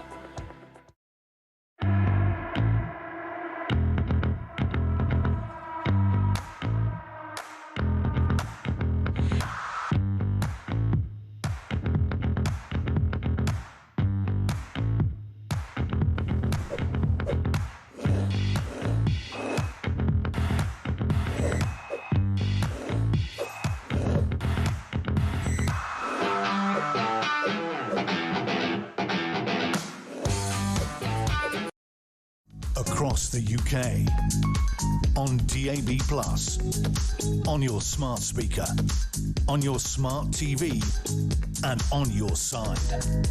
This is Talk. Right, let's hit up those phone lines and speak to Lottie, who is in Lancashire. Good afternoon, Lottie.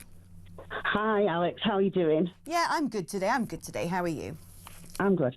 I'd just like to say that I'm a Christian, and today I'd like everybody to say a prayer for Charlie's wife because she must be in absolute agony. Yeah, in agony. I don't know if you've seen the pictures of her coming down the pictures of from the aeroplane with Usher Vance holding hands, and I mean she's a very strong Christian. It's actually sort of set up a Christian program, and I mean, there is one thing that Christians, because we believe in God, because we believe in, if you're as a practicing Christian, you are then protected and you go to the right hand of God. It must be, at least there'll be some comfort that we can get from that, definitely. And knowing that she can call upon her faith right now. Yeah. Anyway, I've got a song for you. Oh. You don't always get what you want. Well, that is definitely true, and I definitely think Sir Keir Starmer might not be getting what he wants, but maybe it's what he deserves. Right, also, this guy, this Labour councillor. Oh, right, yes. Oh, wow. No wonder all the Labour councils are all bankrupt. I just couldn't believe what he said. Let's put all this behind us. I was like, what?